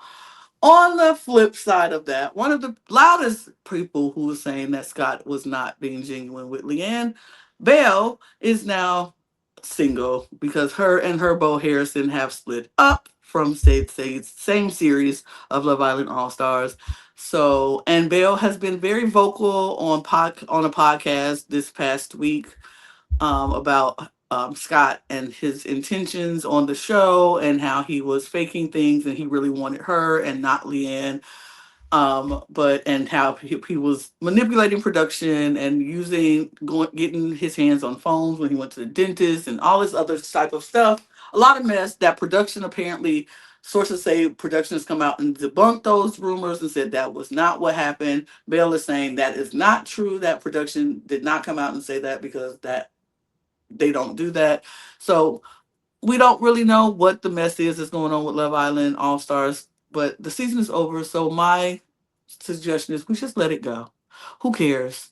Who cares if he did? Who cares if he didn't? Who cares if any of them, if they're happy, let them be happy. If they're together, they're together. If they're not together, they're not. And we really should be looking at the people who won the show who didn't stay together a week after they got off the villa. So that's what we should be looking at about scamming people. But whatever, it doesn't matter. These people owe us nothing, and they can live their life. So good on all of them. And yep, that's it.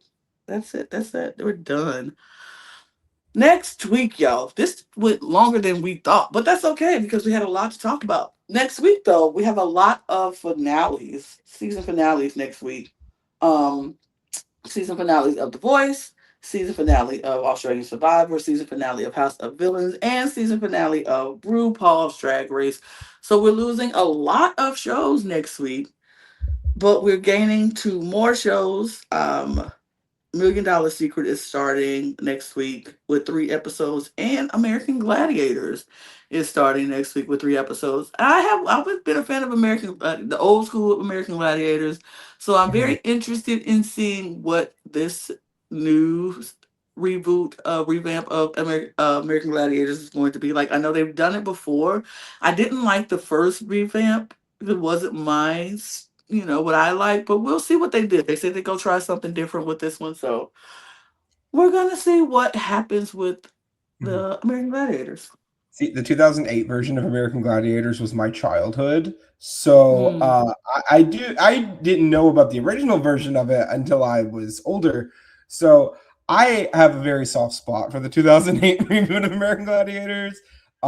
Still have a crush on Evan Dollard. That man is so freaking gorgeous to this day. Go look up pictures of Evan Dollard. He was the guy that won season 1.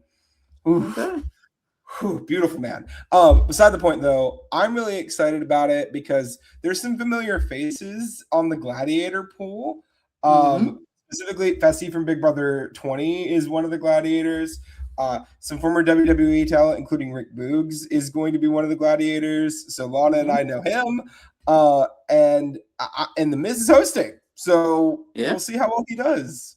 And Jesse, Mr. Spectacular from Big Brother. Jesse's doing it too. I forgot about that. He's also a gladiator. So we shall see what we shall see. We'll see what's going on. And I'm excited to watch it and see what it is. So all of that is starting next week. And we're going to talk about it. So that's going to do it for us. We're going to get out of here. We talked a lot today, and we hope you stuck around all 2 hours and 40 minutes of it. And we truly appreciate you doing it. If you have, you are a real one. We appreciate you. Please follow us on this channel if you haven't done so already. Help us get to our goal of 1,000 new subscribers by the end of the year. Follow us on all of our channels. All those links will be in the description below. You could follow us here and there and on all of our socials too, at The Cut Pod on Twitter, Instagram, TikTok, and Blue Sky. Join us, follow us on our audio podcast link. That's in the description below, as well as our Patreon. And always, don't forget to get your cup mug at lanagcreations.etsy.com. Link will be in the description below. And if you look to the right of the screen, there is a QR code that will take you right there as well. Brooke, we're going to get out of here because we got nothing left. But you can stick around and watch more videos, though.